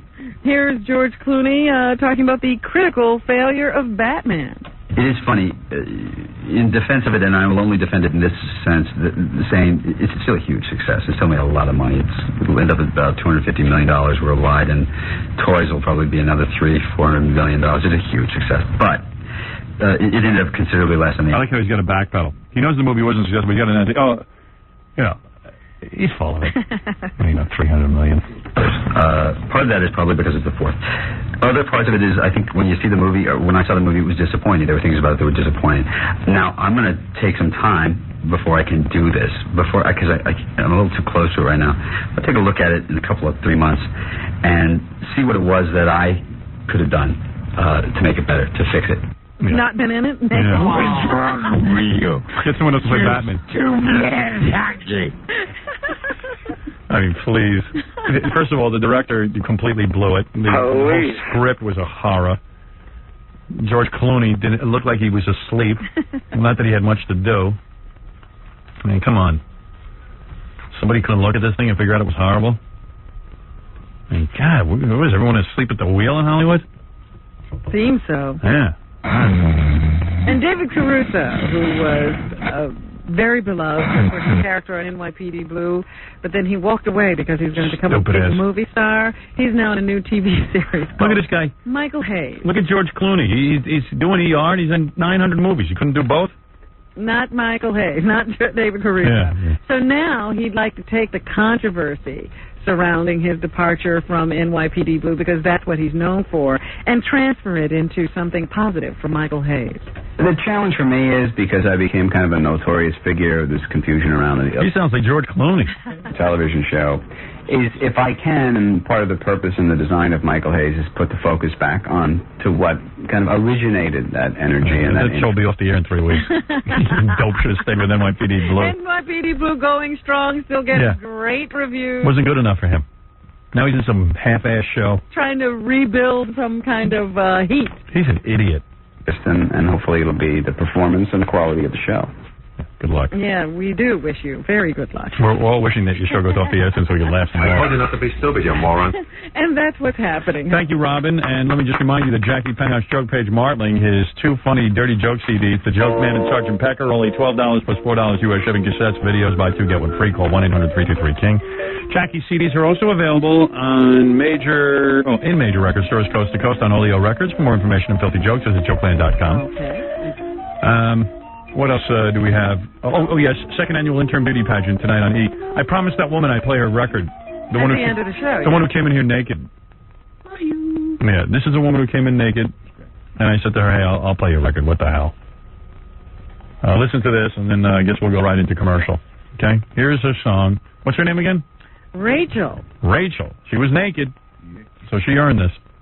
Believe me, she earned it. Man. She took a lot of abuse. I loved all the gimmicks, the gadgets and stuff. Oh, that's George Clooney, sorry. Is that her? What? I think that is her. Maybe I should start from the beginning. Yeah, it was in the middle. That might not be a good idea to start in the middle. That's it. What's the name of this?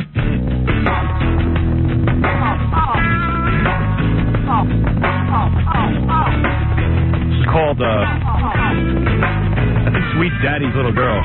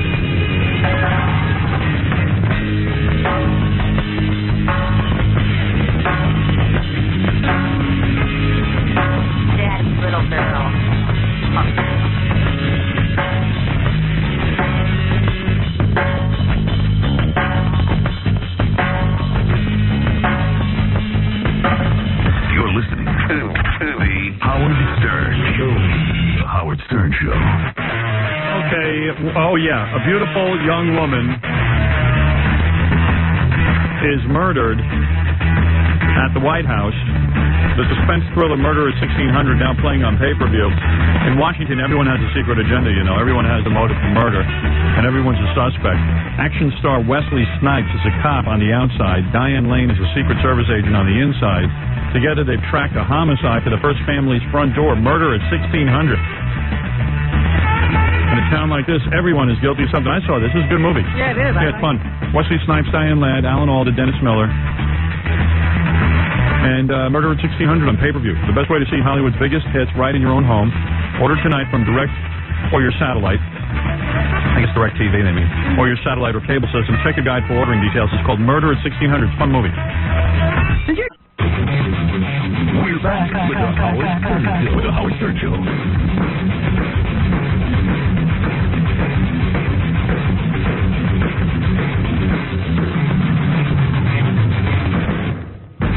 Hey, Freddie, read these plugs. If I can find them, we'll do it. King Norris will be out on Long Island somewhere this weekend. Yes, Saturday night. Just so that you know, King Norris will be at the Village Pub in Port Washington on Saturday night. Also, the CD, Animal by King Norris, is available at Towers in Manhattan, Tunes in Allentown, Ides in Pittsburgh, and we're going to be down in Jersey pretty soon, near Asbury Park. So Almost Live CDs in Belmar, New Jersey has those CDs for you. If it's too early for your Christmas party, you're wrong. Scott the Engineer doesn't seem to think so. It's time to make plans now, because otherwise he gets too damn busy closer to the holidays. Call the DJ for everyone, Scott the Engineer, at Rocket Entertainment, 718-BAG-5040. All right, everybody. Thank you, and we'll see you tomorrow. At this time, the Howard Stern Radio Network leaves the airwaves for technical adjustment.